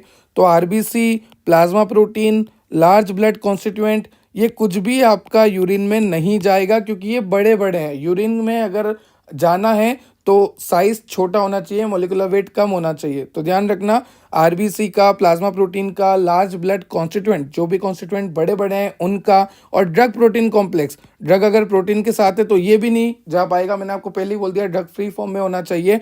तो इन सब का फिल्ट्रेशन नहीं होता, जीएफआर इनको फिल्टर नहीं करता, क्योंकि ये बड़े हैं साइज में। जैसे आपका रेड ब्लड सेल हो गया, प्लाज्मा प्रोटीन हो गया, लार्ज ब्लड कॉन्स्टिट्यूएंट हो गया, ड्रग प्रोटीन कॉम्प्लेक्स हो गया, ठीक है। जो ड्रग फ्री फॉर्म में है वही फिल्टर होगी। अब यहाँ पर आपको ये सारी बातें मैंने मेंशन कर दी है। फिर मैंने आपको यहाँ पर सेकंड बता रखा था एक्टिव ट्यूबुलर सिक्रीशन। तो मैंने आपको बोला था कि यहाँ पर कैरियर मेडिएटेड है, एटीपी की रिक्वायरमेंट होगी। और एटीपी की रिक्वायरमेंट क्यों है? क्योंकि ये अगेंस्ट द कंसंट्रेशन ग्रेडियंट है। फिर है आपका ट्यूबुलर रीअब्जॉर्प्शन। मैंने आपको बता दिया कि रीअब्जॉर्ब हो जाता है क्योंकि लिपोफिलिसिटी की वजह से, ज़्यादा लिपोफिलिक है इसकी वजह से, और अगर ये रीअब्जॉर्ब हो रहा है तो इसकी वजह से टॉक्सिसिटी होगी। साथ ही साथ हाफ लाइफ भी बढ़ेगी। ड्रग की हाफ लाइफ क्यों बढ़ रही है? क्योंकि ड्रग वापस बॉडी में जा रहा है, और अगर ड्रग बॉडी में रहेगा तो हम बोलेंगे कि ड्रग की हाफ लाइफ बढ़ गई, मतलब ड्रग का जो टाइम है बॉडी में वो बढ़ रहा है, धीरे धीरे वो ड्रग एक्यूमुलेट होते जा रही है। उसके बाद ये नेफ्रॉन का डायग्राम है जिसमें आपको सारी चीज़ें बता रखी है। Bowman's capsule, glomerulus, afferent arteriole, efferent arteriole, renal artery, PCT, DCT, collecting tube और collecting duct, loop of Henle, descending loop of Henle, ascending loop of Henle, ये सारी चीज़ें आपको आती है। आप नॉर्मल नेफ्रॉन का डायग्राम बना सकते हो, जो मैंने आपको एचएपी सेकंड सेम में पढ़ाया था। इस तरह से मैंने आपको बताया था सेकंड सेम में। यहाँ पर मैंने आपको आगे पीसीटी बताया था, ये आपको मैंने एफरेंट डिफरेंट आर्टियोल बताया था, यहाँ पे ग्लोमेरुलस फिल्ट्रेशन बताया था। तो वो डायग्राम आप बना सकते हो। ये भी इजी है वैसे, पर यहाँ पर आपको थोड़ी सी प्रॉब्लम आएगी, तो आप ये सिंपल कर देना, लुपोफेनले इस तरह से सिंपल कर देना। बाकी ये ग्लोमेरुलस फिल्ट्रेशन बहुत बेस्ट बता रखा है यहाँ पर। तो अगर इसमें प्रॉब्लम आती है यहाँ पर लुपोफेनले में, तो आप इस तरह से नॉर्मल लुपोफेनले भी बना सकते हैं। चलिए आगे चलते हैं। आपके सिलेबस में लास्ट वर्ड है जो मैंने आपको बताया था कि आज के इस लेक्चर में हम कवर करेंगे, वो है क्लियरेंस। देखो ये जो क्लियरेंस है, ये कंसेप्ट क्यों लाया गया, क्योंकि हमें ऑर्गन का चेक करना है कि वो कितने अच्छे से फंक्शन कर रहा है। ऑर्गन की फंक्शनलिटी हमें चेक करनी है कि कितने अच्छे से ऑर्गन हमारा फंक्शन कर रहा है। जैसे मान लीजिए किडनी है, अब किडनी मुझे चेक करनी है कि कितने अच्छे से काम कर रही है, किडनी कितने अच्छे से ब्लड को फिल्टर कर रही है, ड्रग को फिल्टर कर रही है, हमारी बॉडी से रिमूव कर रही है वेस्ट को, ठीक है, या हमारी बॉडी में एक्सेस वाटर है तो उसको रिमूव कर रही है। मतलब ऑल ओवर अगर देखा जाए तो मुझे किडनी के फंक्शन को चेक करना है कि क्या किडनी सही से काम कर रही है, तो हम उसे चेक करेंगे क्लियरेंस की मदद से। ठीक है, यहाँ पर लिखा है in order to measure kidney function. ठीक, देखो यहाँ पर the term clearance is now applied to all organ. जो भी एक्सक्रीशन के काम में आता है सभी के लिए अप्लाई कर दिया, जैसे skin, lungs, bile, liver, saliva. तो यहाँ पर आपको दे रखा है कि अगर लीवर के थ्रू क्लियरेंस हो रहा है तो हम बोलेंगे हेपेटिक क्लियरेंस, और अगर बाइल के थ्रू हो रहा है तो बिलियरी क्लियरेंस, और अगर सलाइवा के थ्रू हो रहा है तो सलाइवरी एक्सक्रीशन, स्किन के थ्रू हो रहा है तो डर्मल एक्सक्रीशन, लंग्स के थ्रू हो रहा है तो पल्मोनरी क्लियरेंस। तो इस तरह से सारे क्लियरेंस हमें यहाँ पर मेंशन कर दिए। मैं आपको रिपीट कर देता हूं, ये क्लियरेंस आपको यूनिट नंबर 3 में वापस आने वाला है। अब अगर क्लियरेंस की डेफिनेशन देखी जाए तो ये स्टैंडर्ड डेफिनेशन है। Clearance is defined as the hypothetical volume of body fluid. जैसे मान लीजिए यहाँ पर मैं खड़ा हूं, ठीक है, अब मेरी बॉडी में ड्रग है, क्योंकि अगर ड्रग होगा तभी तो मैं क्लियरेंस करूंगा। अब मेरी बॉडी में जो प्लाज्मा वॉल्यूम है मैं हाइपोथेटिकली मान रहा हूं, तो दैट्स वाई यहाँ पे लिखा है clearance is defined as the hypothetical volume of body fluid. ठीक है, अब वहां पर ड्रग होगी तो लिखा है कंटेनिंग ड्रग, मेरी बॉडी में ड्रग है। अब मुझे क्या करना है, उस ड्रग को एलिमिनेट करना है, ड्रग को रिमूव करना है मेरी बॉडी से। तो मुझे ये देखना है कि ड्रग कितने टाइम के बाद मेरी बॉडी से कंप्लीटली रिमूव हो चुकी है, कंप्लीटली क्लियर हो चुकी है, एक स्पेसिफिक पीरियड ऑफ टाइम में। ठीक है, तो मैं डेफिनेशन रिपीट कर देता हूं। Clearance is defined as the hypothetical volume of body fluid containing drug from which the drug is removed और cleared completely in a specific time period. ठीक है, अब अगर क्लियरेंस का फॉर्मूला कोई पूछता है तो होता है elimination rate upon plasma drug concentration. ठीक, it is expressed in ml per minute. अब रीनल क्लियरेंस है तो रीनल क्लियरेंस का फॉर्मूला क्या होगा, rate of urinary excretion divided by plasma drug concentration. वैसे ही आप किसी का भी फॉर्मूला लिख सकते हैं, जैसे बिलियरी, पल्मोनरी, ठीक है, आपका डर्मल एक्सक्रीशन, किसी का भी आप फॉर्मूला लिख सकते हैं। डिवाइड में आपको हर जगह प्लाज्मा ड्रग कंसंट्रेशन ही रखना है। ठीक है, जैसे अगर आपको बिलियरी का लिखना है तो rate of biliary excretion divided by the plasma drug concentration, pulmonary का लिखना है तो rate of pulmonary excretion divided by plasma drug concentration, dermal का लिखना है तो rate of dermal excretion divided by plasma drug concentration. अगर आपको रीनल का लिखना है तो रेट ऑफ रीनल और urinary excretion divided by plasma drug concentration. तो इस तरह से आप क्लियरेंस का फॉर्मूला लिख सकते हैं। यहां पर भी वही डेफिनेशन है, हाइपोथेटिकल बॉडी फ्लूइड वॉल्यूम, जहां पर आपका ड्रग है और उस ड्रग को आपको कंप्लीटली एलिमिनेट करना है, तो किस रेट से हो रहा है, कितने टाइम में हो रहा है, वही वाली बात है। ठीक है, तो ये था आज का आपका लेक्चर, जहां पर आपने देखा clearance, renal excretion of drug. अब नेक्स्ट लेक्चर में आपको देखना है non renal excretion of drug, साथ ही साथ फैक्टर अफेक्टिंग रीनल एक्सक्रीशन। जो आज हमने रीनल एक्सक्रीशन पढ़ा ना, उसके फैक्टर अफेक्टिंग कल देखेंगे, और फिर देखेंगे non renal route of excretion, मतलब कि आपका डर्मल, आपका सलाइवा, आपका मिल्क वगैरह, इनसे जो भी एक्सक्रीशन होता है।